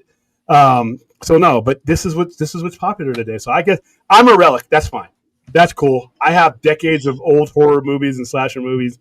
I will continue to watch those and be grateful because this new way of telling these stories, it's just not making it for me. And like I said, they're quality productions. It's just I don't like where they take me during the course of the telling the story. So all right, William, what's your thoughts on the ending of The Village? It was consistent with The Village. I knew what The Village wasn't going to be for me 10 minutes into The Village. So whatever happened during The Village wasn't going to be like, oh shit, that took a turn for the worse. I called the ending of The Village. I mean, that's a twist you could see coming, 20 miles away. Yeah, and that's not usual for him because he's usually better at hiding those. But I wasn't a big fan of The Village to begin with. But what happens at the end of The Village was consistent because he basically, if that was a twist, I undid that twist immediately. So thank you for the $2 super chat, Rational. Clever is not. That's I don't know, man. Overhyped, yeah. We promoted that movie. I still got shirts here for Nope, and that's a collection of great actors and actresses. And I thought the character development Nope was good. It's just the story was like, we're going to eat the cows. It's going to eat the cows. We got to stop it. And then, like I said, that scene where it ate those people, and all those people were being digested by it, was horrible. Was horrible. I was laughing doing that. Hey, Larry, what's going on? But yeah, these movies, like I said, I'm on the outside looking in. I guess I'm on the outside looking in because this is just not what I go to the movies for. I can watch this at home, and I'd be happy to watch this at home because then I could just turn on something else. But when I make the trip out, when I make it an appointment viewing to go see this, and then it's like it just didn't do it for me. But I'm glad you guys said the majority is what 90%, whatever Rotten Tomatoes means to you. There you go, and it's gonna make its money. It's gonna make its money because it did a thing to make. Perhaps we should all call this generation of new horror. I saw what you did there, Koala. The greatest 5 years of all music history for me was 1993 to 1998, and after that we got like Limp Bizkit and Korn and all these other things, which I'm pretty sure has a very, very deep place in someone's heart, just not mine. So yeah, the era of horror has turned into new horror, but it's not even. It's like I'm saying. It's like I want you to finish the assignment. That's all. It's but stop provoking. I mean, yeah, there are places where I want to be provoked and thought. Not when I'm gearing up for a movie, not a movie I paid for, not when I'm leaning on your storytelling structure to take me home. I'm like, you might as well just make half a movie and let me take it from there. I guess I'm just not into that. But a lot of people are like, it gives you something to talk about. I'm like, well, a good movie gives me something to talk about too. A finished movie gives me something to talk about. I'm not the kind of guy who goes for the ambiguity type of thing. The world, maybe this world, it leaves it open for nothing. Like fuck that. I hate whenever I hear that, I start getting that cold pit feeling in my stomach and my wallet. Well, it leaves this open. I'm like, well, fuck. I paid for you to close that. I didn't, I'm not into that. And even some of the older movies of the 80s, when they would do, those are the movies I just didn't go see. When I would hear about certain directors that were like, it leaves it up to the imagination. I'm like, I can go fingerprinting or drawing, and you can find out what's in my imagination. I'm not the director. I'm not the writer. Don't keep me guessing like that. When I go see a movie about this, there's stuff in that movie that we should have known, and they should have just said, okay, this is why she was doing it. This is what happens. This is why they're running that way. But once again, if you're going to give me another movie, the jury is still out on that. What happens to the kids? They just stay happy. Some of them started talking. The other ones started. The rest of them were brain dead. Parents are going to stay brain dead. I mean, it just was like there's too many things. I'm like, well, shit. As much as I just talked about some of the shit that they didn't cover in the movie, that's like a whole other movie. So, do I get a coupon? I don't know. But once again, I know I'm in the minority, and like I said, I'm glad when people go to the movies and enjoy themselves. Because if you didn't, you wasted your money. But I'm going to write it off. So there you go. You have not seen Weapons there? You had not seen Weapons, right, Jared? Not my type of thing. I'm not really into those like really intense horror movies, even though I saw like Aliens or Predators and stuff. But it wasn't really my thing. See, that's the classic stuff for me. William Bad, Get Out. I felt that ending coming. Well, like, what do you mean by specifically the twist? Like the plot that the whole brain transplant thing, or that to me wasn't.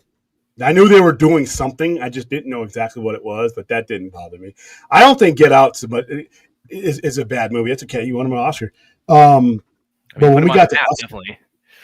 Yeah, when we got to Us, I should have just got up and left at a certain point in the movie. If I'd have got up and left, that movie would have been the greatest horror movie of the last 5 or 10 years for me. But I stayed there for that last 10 minutes of it, and I'm like I said, the Scooby-Doo effect. Whenever I start thinking about the mystery machine rolling up and solving your shit, that's when I should have left. No, see that's probably my personal favorite of the Jordan Peele's work so far is Us. And I'm sorry, I dug the shit out of the ending though, because the whole reveal, like, oh, it turns out she was the clone the whole time. So yeah, that was stupid. Why? You didn't need that twist. That twist did nothing for the movie.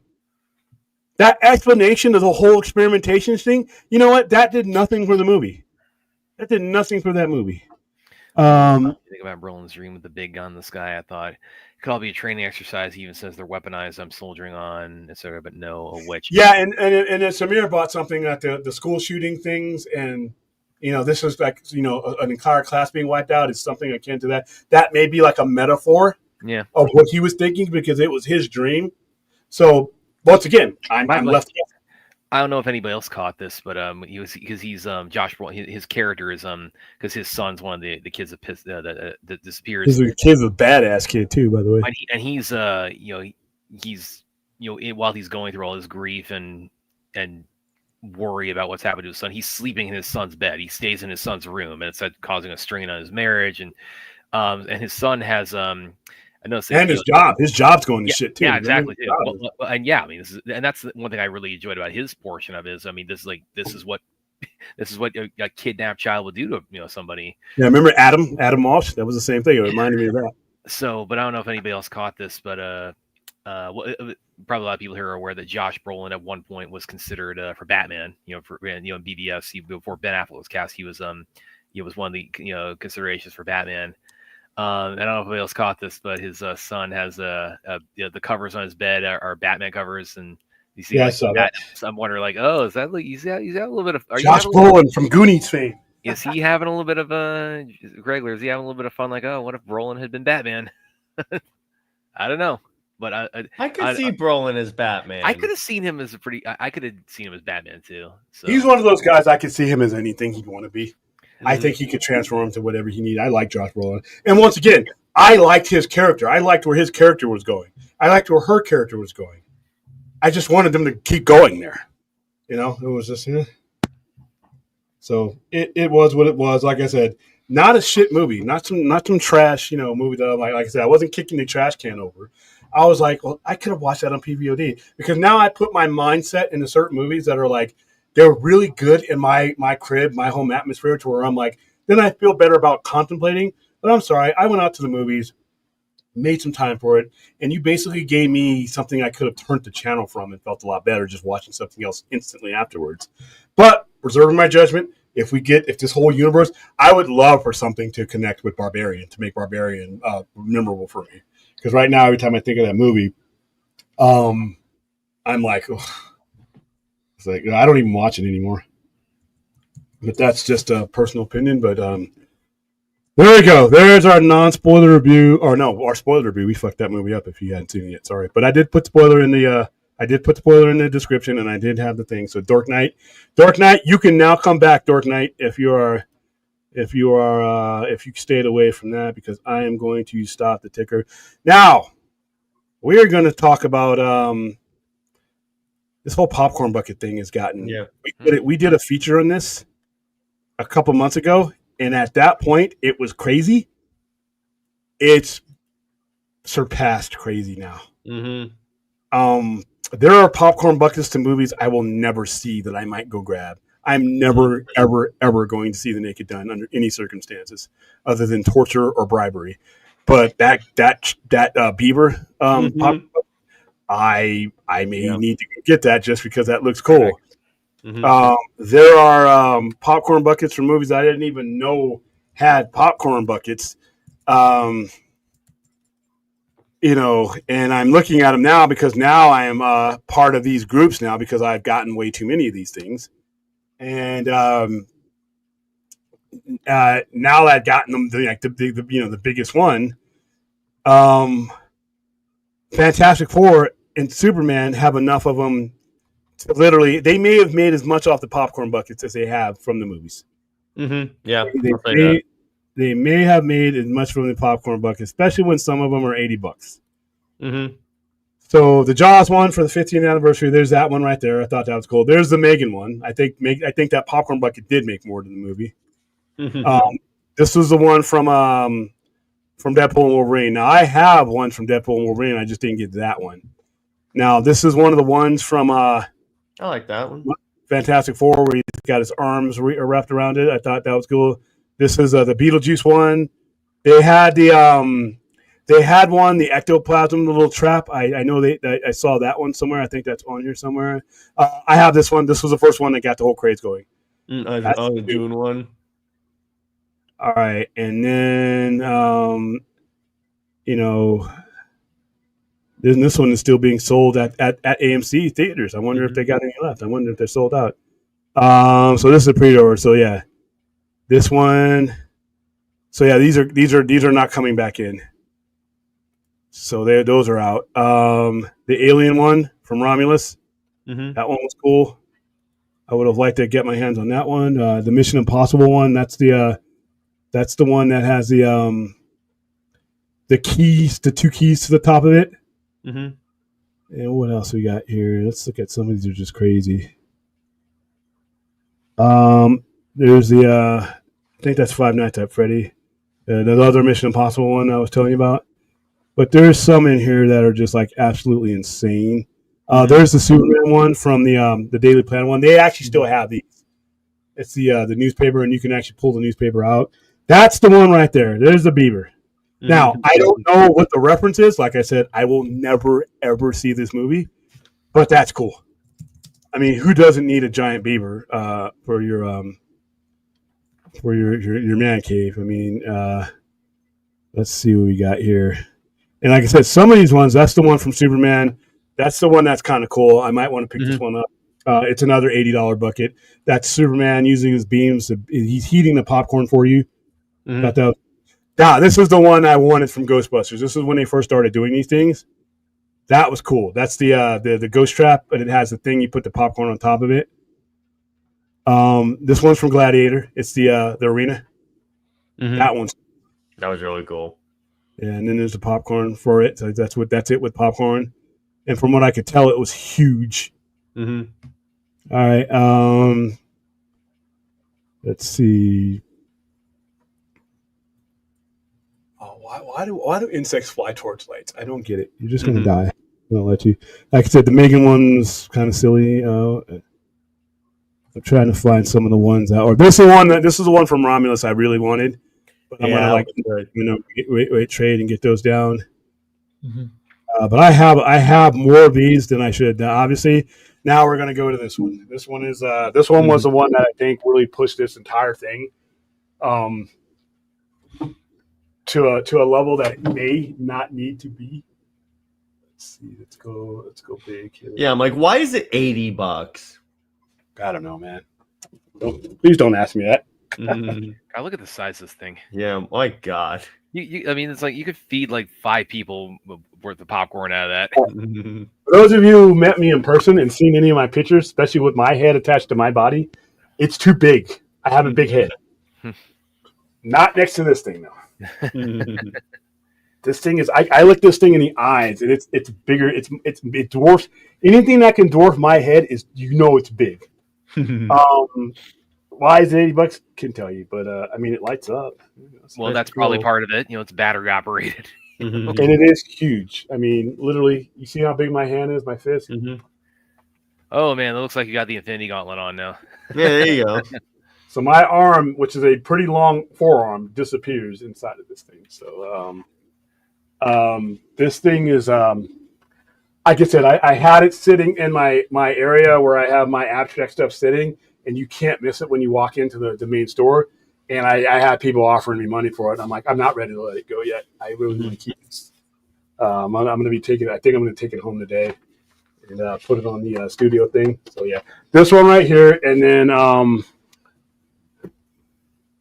I got several of these things, and I looked over the collection today, and I'm like, I may need to seek counseling because now some of these have been given to me.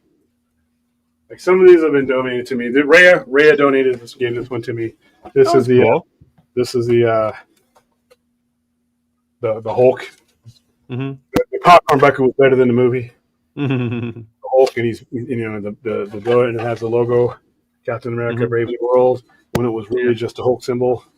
It has the shields. Some of the stuff probably comes off if I break it hard enough. It's got those, but like I said, it's a pretty big. Once again, these things are pretty big. Like I said, I got big head, big hands. So if you're looking for a size comparison, there you go. All right, that's one of them. I would have had these all out here, but I don't have the room. But these are cool.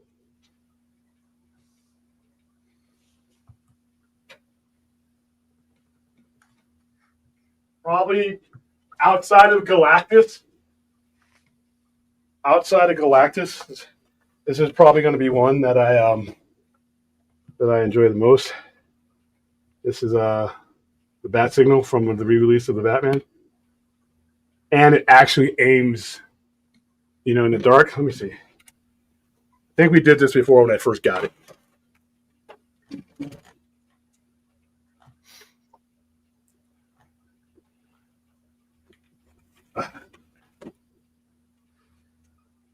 Aaron also says, I like the Nosferatu popcorn bucket you had. Oh, that's one coming up.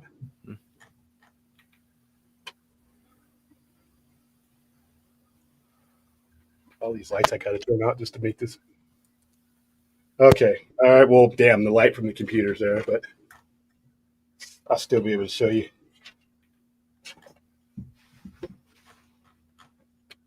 There you go. See Oh, that? nice. Okay, but not only is that cool, let me show you this. Probably have to take this light off. This is the coolest thing about this. See that? Oh, yeah. Yeah, that's dope. Yeah. That sits atop my I have a Batman section in the store, and that sits on top of it. This is my favorite one of all these popcorn buckets so far because again, it's an actually fully functional bat signal. Yeah, I And know, was right? trying to figure out because I had my bat section built, right? And I wanted to put a bat signal on top of it. I was trying to get like a cookie tin and some lights and everything else, and then this comes out. And it solved all my problems. So. All packaged for you. Yeah, and I want to set it up to motion sensors so that when a customer walks by, it lights up Mm-hmm. and lights up everything. All right, so there's that one. As you can see, I have too many of these things. Be right back. Yeah, Samir, I do too. I love the bat signal bug. Again, it's my favorite one because again, it's like That's the coolest thing in the world. You could actually call a Batman with that thing. Yeah, that's the coolest thing in the world. Yeah. So it's keep them coming, guys. I try to think like what would be like, and I think they did have this for Superman where they had like the Fortress of Solitude one. Yeah, But so that's like the equivalent. So like the bat signal one, that's just my. That's the best one they've done so far. But I still feel they have an opportunity to surpass it this year. 30-year anniversary release of 7. Popcorn Bucket is just the box. No, shut up about that. Thing that's going to get people Open fired. the box. He's got a We lot. finally can see what's in the box. Get people fired. This is the one I got at when I was in San Diego All right, there you Comic Con. This is from Deadpool and Wolverine. It's still in the wrapping. Got the eyes, the creepy eyes on it. The eyes look real. That's the creepiest thing about it. And inside of here, see that? That's the propeller that goes on top of his head. Mm-hmm. I don't know why I picked up this one. I mean, I guess it's all right. That's pretty cool. It's Captain America's Sam Wilson's helmet. And there's how you put the popcorn in it. Yeah, this is too many as it is right now. This is not including my my Dune one, which was the very first one I got. Probably one of my favorite ones. I have several of these. There we go. No, we rented the movie theater for these. We actually rented out a theater in Christmas for these. It's 10, so it's nice. It's detailed. It's embossed. That's cool, but there's no vampire inside of it.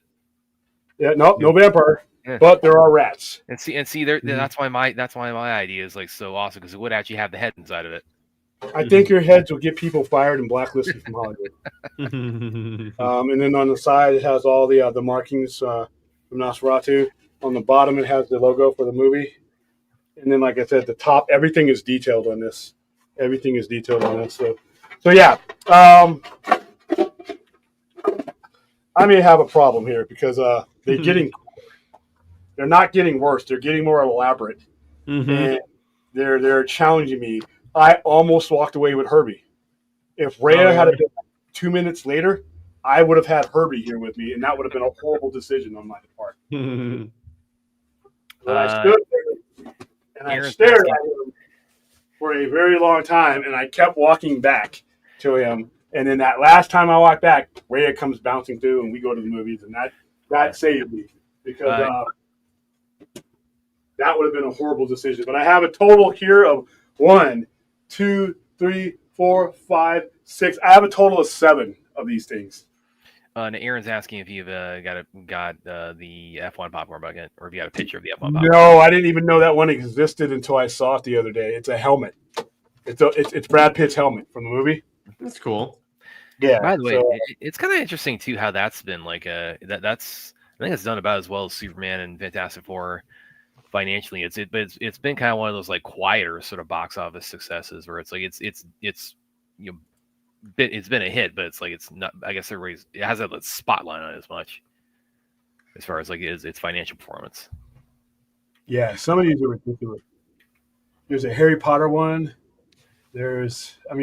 Some of them are not even being publicized. Some of them are just out there, right? And then they're not even. There's the Barbie one, the Barbie the Cadillac. Like I said, I really wanted this one. I really wanted the thing, but I don't want to pay crazy money for it. And then some of these are like super expensive, like the Mission Impossible one I wanted, but that's $50, and I didn't like that movie that much. I liked that movie, but but then again, like I said, the Beaver one from I'm never going to see Naked Gun, but I may want that Beaver, and I don't think that's a good way to have that sitting like that. That's you get the gutter. That one, as much as I hate this costume, and I really truly hate this costume, Me that too. popcorn does it. It looks better on that popcorn bucket than it does. Oh, and this is the one I really wanted. This one, the possible one with the keys at the top, but I just I can't. I shouldn't have any of these, but I definitely can't. What would have been. What would have been really good for like a Mission Impossible popcorn bucket would have been the submarine. Yeah. Exactly. And Submarine. here's the one from, what is this one? Dune sandworms are. This is an article from. Okay, this is an article. Oh, okay, that's from Hollywood Reporter. Yeah, so that's definitely not from Dune or. This is from Fast and Furious. Yeah, I was about to say. Oh, okay. Oh yeah, that's Dom's car that he's Oh, look at these. through explosions and off planes and all this bullshit he's done. That's fine. Yes. No. Wait. I need to ask. I need to just ask, like, in all seriousness, like, as far as like our watch parties, like, could we do any of Fast and Furious in the sense that they definitely now all qualify as sci-fi and fantasy? I mean, the one does. Fast 9. No, everything from definitely from Fast 9. Hold on. I want you guys to see what I'm looking at here. Chuck, this article has a whole bunch of stuff. Does the film get profits from the bucket, or does the theater? I would imagine like they split it, like they Say that again. Does the film get profits? The studio gets the profit because the theaters license them. They pay them for this right to do this. So that's the one I really wanted. There's the one for Barbie. Yeah, that's the one that started it off right there. That's the one I got. I got that one at the house. Barbie there, yeah. Wait. That's the one I guess. Oh, that's the Ghostbusters trap. That's pretty clever.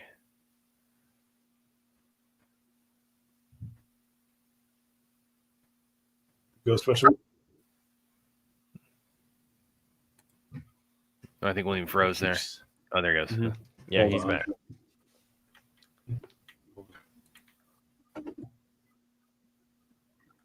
What happened? Oh, did I freeze? Yeah, just for a second. But anyway, guys, I'm gonna run because I gotta be up early tomorrow. But thanks for having me. All right, man. See you later, Jared. Thanks for filming. Yeah, man. See ya. See you, man. The Dune one looks like a bubble. Right, see, some of these I didn't even know existed. Or other things. There's a Thor one. Well, that's I don't know. good, That had to be from Love It. I didn't know. I think people are starting to make these that don't have anything to do with the movie. Are there any that are upcoming that you think they could really capitalize on with popcorn buckets? Oh, Avatar's got to have one. Yeah. Avatar's got to have one. What else is coming out? Like as far as this year, I would imagine Spider-Man's going to have about 60 of them. Yeah. I would imagine Wicked probably. They could probably do some stuff with Wicked when that drops. 2026 is going to be like literally. Yeah. So I think anything off the top of my head though, as far as like what would be really you could really just have some fun with popcorn. Well, I mean, I keep suggesting one, but they won't do it. It's a perfect 30-year anniversary release one. Come on, you can finally see what's inside the box. Yeah, the Nosferatu one was nice, and it was cheap too. They weren't very expensive. That was one. Yep, there was a Nosferatu one. Yeah, there was like 20. It was only like $20. Oh, Freakier Friday. I got like 4. I did not know this. Freakier Friday has one. It depends on what it's about. I mean, I mean, like Spider-Man and like William, from a business perspective, I'm sure can like confirm this to everybody. Like in terms of merchandising. Merchandising. New York. Yeah, in terms of like characters that generate the most revenue with superheroes that generate the most revenue with merchandise, as far the one individually who does the most is Spider-Man. And I mean that's not even like that's not like picking like favorites or like saying like everybody else like sucks merchandising wise. I mean no, it's like literally like the business figures are out there. Like Spider-Man as a solo DC or Marvel character, he's the one who does the best revenue as far as merchandising. And then Batman is right behind him. Yeah, so he would be the one who I could almost see. It's like, I mean, they got to be having meetings or like pitches or things like that about popcorn buckets for Brand New Day. Well, and what it is it's the and they have them with the theaters. Like AMC will have one that's just at AMC, and then so on, and Regal and so on, because it's the theaters buy the licensing rights to make their own, and so they'll come up with. That's why there's certain ones you can only see at certain chains. Like Cinemark has one, AMC has one, because Cinemark paid for that, or AMC paid for that, Regal paid for that. So that's another way. So if you're looking for how much money FF and Superman are pulling in, look how many fucking buckets they got out there, man. A lot of buckets. All right, guys, that's a pretty tight show. We covered everything. I covered everything. Wait, hold on.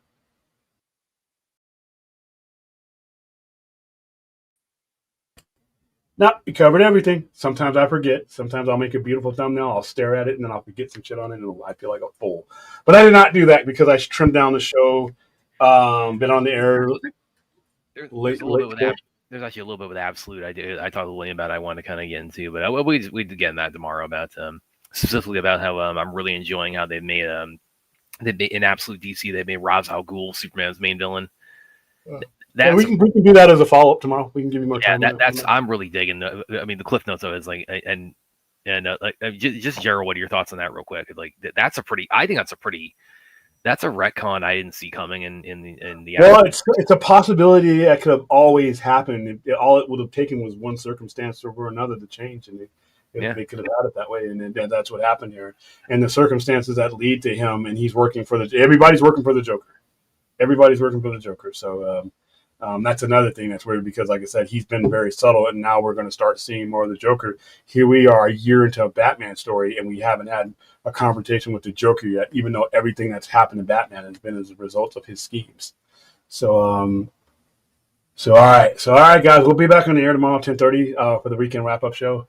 Anything that we did not get to these shows and the ones we did throughout the week, we will sew it up into a nice little bow.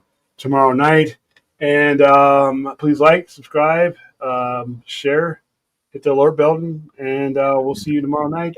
Yeah, Absolute DC right now. He's Superman's arch villain, and the Absolute DC runs as Ra's al Ghul. Okay, and like I said, we'll follow that up tomorrow night with a little bit more time and probably more graphics and shit. So thanks for being here all this week. We'll see you tomorrow night or later on. Actually, no, we're still 6 minutes away from being tonight. See you later. See you guys.